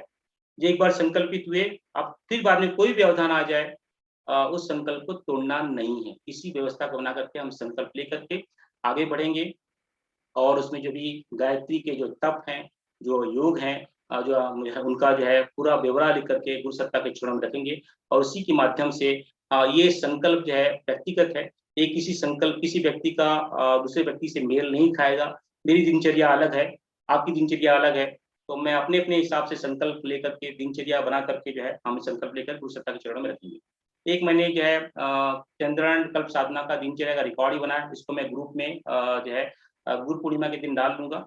इसके आधार पे आप जो है आप ये जो भी संकल्प लिए हैं, उसकी पूरी मैंने लिस्ट बनाई है। आत्मबोध, जड़ी-बूटी कल्प लिए, ओमकार, प्राण प्रज्ञा योग, प्रज्ञा पे सभी को लिखा हुआ है। अब जो-जो आप करते जाएँगे उसको टिक मारते जाएँगे, और जो-जो नहीं करेंगे उसको जो है क्रॉस करते जाएँगे, और जो अगर नहीं कर पाए तो उसका फिर दंड स्वरूप कुछ जो है ना उस कुछ प्रावधान करेंगे। ये मैं ग्रुप में जो है गुरु पूर्णिमा के दिन डाल दूँगा। आप इसका प्रिंट आउट लेकर के या उससे पहले डाल दूँगा, ताकि उसका प्रिंट आउट लेकर के अपने घर पे रख करके इसको जो है अपने रिकॉर्ड बनाकर रख सकते हैं। और इसको जो है पूरा जिसमें पूरी जितनी भी तप और योग है उसको लिखा हुआ है, और उस तप और योग के माध्यम से इस रिकॉर्ड को बना करके देखते रहेंगे कि आत्मबोध से लेकर के तक सुबह जागरण से लेकर के रात्रि तक जो है अभी योग और तप हम करने वाले हैं, उन सब की जो है मैंने लिखा हुआ है। तो उसको जो है आप जो है टिक मार करते हुए आप जो है मैं इसको ग्रुप में डालूँगा। उद्देश्य ये है कि हम बेहतर बने, हमारे अंदर गुरु तत्व का जागरण हो, रोम-रोम में सविता देवता और शक्ति का फैलाव हो, हमारे अंदर साधना, संयम, सेवा का स्तर बड़े ऊँचा उठे। हम सब जो है गुरु सत्ता के गोद में बैठ कर के संकल्प लें, और उनको जो है उन्हें ये उनके जो आदेश है, जो उनके सूत्र दिए हुए, उस सूत्रों को लेकर के उन सूत्रों को लेके पूर्ण रूप से हम आत्मसात कर पाएँ। इसी भावना के साथ में जो है गुरु पूर्णिमा से लेकर के रक्षाबंधन तक की जो है गुरु जब पक करके निकले, गुरु हमारे पे जो है ये अभिमान करे कि हमारा शिष्य है। ऐसी भावना के साथ में जो है गुरु पूर्णिमा से लेकर के राखी पूर्णिमा तक हम राखी जो है सामूहिक रूप से, सबकी दिनचर्या अलग होगी क्योंकि सभी व्यक्ति अलग-अलग हैं, सबकी स्थिति और परिस्थिति अलग है, शारीरिक सभी की शारीरिक बनावट अलग है। जो है तो कोई किसी से मेल नहीं है। सब अपने-अपने हिसाब से दिनचर्या बना करके जो है अपने आप को परिष्कृत करने के लिए, अपने आप को ऊँचा उठाने के लिए जो है हम सब जब मिल करके जो है गुरु सत्ता के संरक्षण में हम जो है आगे बढ़े, यही भावना रहेगी। और जो है राखी पूर्णिमा के दिन जो है हम जो है हमारा साधना संकल्प जो है अनुष्ठान समाप्त जो है पूर्णाहुति होगी। ये अनुष्ठान गुरु पूर्णिमा की ब्रह्म वेला से लेकर के राखी पूर्णिमा की रात्रि तक जो है चलेगा। ये अनुष्ठान 30 दिन का होगा। इस अनुष्ठान में हम सब जो है अधिक से अधिक लोग भाग लें। ये फिर भी अगर कोई इस साधना को क्यों करना चाहिए और कैसे करना चाहिए, इसकी एक वीडियो की मैंने विवेचना जो है पहले भेजी थी, तो उसको देख अगर वो नए-नए साधक हैं, वो देख लें, क्यों करना चाहिए, कैसे करना चाहिए, और पिछले 2 दिन का प्रश्नोत्तरी भी मैं भेज दूँगा जो है उसको भी देख लेंगे तो काफ़ी आप क्लैरिटी आ जाएगी, और हम सब मिल कर के साधना में आगे बढ़ें, यही इच्छा रहेगी, यही गुरु सत्ता के चरणों में प्रार्थना रहेगी। जो क्यों और क्या में क्या-क्या जो मैंने बताया है, क्या-क्या उसमें चर्चा की गई है, उसके बारे में मैंने यहाँ पे लिस्टीकरण किया हुआ है। और ये साधना दुर्लभ साधना है। ये मीन जो है गुरु सत्ता का अनुग्रह होगा, ऋषि सत्ता का अनुग्रह होगा, परम सत्ता का अनुग्रह होगा, हमारे पुण्य कर्मों का उदय होगा, तब ये साधना हमें करने को मिलेगी। अगर साधना करने को मिल रही है, तो दूसरा पड़ाव ये आएगा कि इसमें असुरी सत्ता जो है, हम उस साधना में व्यवधान डालेंगे। और असुरी सत्ता को व्यवधान को रोकने के लिए एक ही मार्ग है, गुरु सत्ता का संरक्षण। हम सबको ये है अगर हम साधना के लिए तैयार हुए हैं, तैयार मतलब कि पुण्य जाग गया है, संरक्षण जो है आशीर्वाद मिल गया है, तो जो है हम सब जो है पंजीकरण करेंगे। ये पंजीकरण जो है शांति कुंज में जो है अखंड दीपक के सामने इसका दोष परिमार्जन होगा, वहाँ से आशीर्वाद निकलेगा। तो हम सभी साधक लोग जो है पहली साधना की पहली प्रक्रिया है पंजीकरण करना। और साथ में जो है कुछ बीच में जो है कुछ व्यवधान आएँगे, कुछ शंकाएँ आएँगी, कुछ जिज्ञासाएँ आएँगी। उन जिज्ञासाओं को मैं समय अनुसार, अपनी क्षमता अनुसार जो है उसको बताने की चेष्टा करूँगा। तो ये जो ग्रुप है, गायत्री साधना ग्रुप है, उसमें जुड़ सकते हैं। उसमें जुड़ करके अपने जो उसका मैसेज मुझे व्हाट्सएप मैसेज, मैं सिर्फ़ व्हाट्सएप मैसेज ही ले पाऊँगा, ना किसी का फ़ोन ले पाऊँगा, ना किसी का वीडियो कॉल ले पाऊँगा, ना किसी का वॉइस कॉल ले पाऊँगा।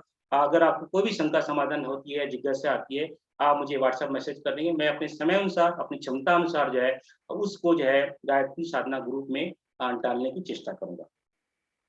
हम सब मिल कर के गुरु पूर्णिमा के हार्दिक इस महोत्सव में मिल कर के साधना करेंगे। इसमें जो है गुरु पादुका का संरक्षण है, प्रखर प्रज्ञा का संरक्षण है, अखंड दीपक का संरक्षण है। गुरु सत्ता के सानिध्य में हम जो है गुरु पूर्णिमा से श्रावणी पर्व तक जो है पूर्णिमा तक जो है ये साधना करेंगे। हम सबको जो है गुरु सत्ता का मार्गदर्शन मिले, संरक्षण प्राप्त हो, इसी भावना के साथ में गुरु सत्ता के चरणों में कोटि-कोटि नमन वंदन। आइए हम सब मिल कर के उस गुरु सत्ता को याद करते हैं, जो हमें असत से सत्य की तरफ ले चले, जो हमें अंधकार से प्रकाश की तरफ ले चलता है, जो हमें मृत्यु से, भय से अमरता की तरफ ले चलता है, हमें अभय प्रदान करता है। उस गुरु सत्ता बड़ा सौभाग्य से ऐसा गुरु जीवन में आता है, उस गुरु को याद करते हैं, जिसने हमें मनुष्य बनने की पद्धति बताई है। उसका ध्यान करते हैं, अपना हाथ गोद में रखते हैं, अपना ध्यान भ्रुकुटी के मध्य में ले चलते हैं। भ्रुकुटी के मध्य में आज्ञा चक्र यानी गुरु चक्र, जहाँ गुरु सत्ता विराजमान है, वहाँ पे चरण पादुका का ध्यान करते हैं। चरण का पादुका में गुरु सत्ता और माता भगवती के अंगूठों पे ध्यान करते हैं और अपना ध्यान उसी पे एकत्रित करते हैं। अपने जो विकार हैं, उस विकार को गुरु सत्ता के चरणों में जो है हम समर्पित करते हैं और उनसे 3 सदी के लिए मिल करके हम सब जो है प्रार्थना करेंगे।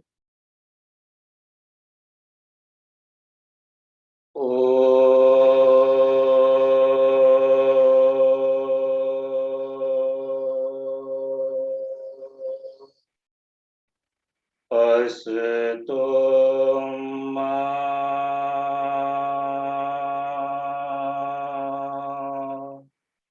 सर्गमय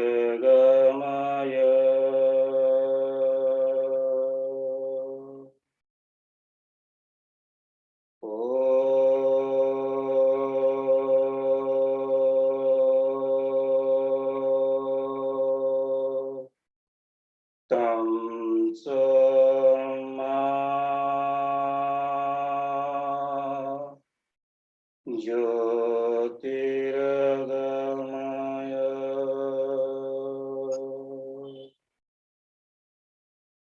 ॐ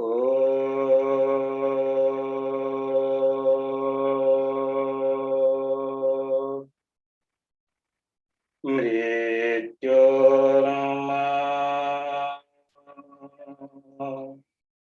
अमृतं गमय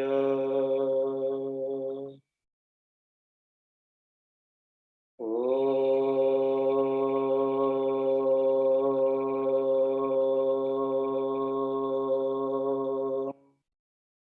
शान्ति शान्ति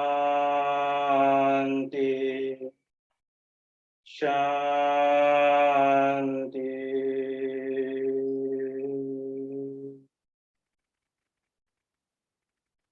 अंतर जगत की यात्रा करने में मेरा सहभागी और सहपाठी बनने के लिए आप सभी ऋषिजनों का कोटि-कोटि नमन वंदन।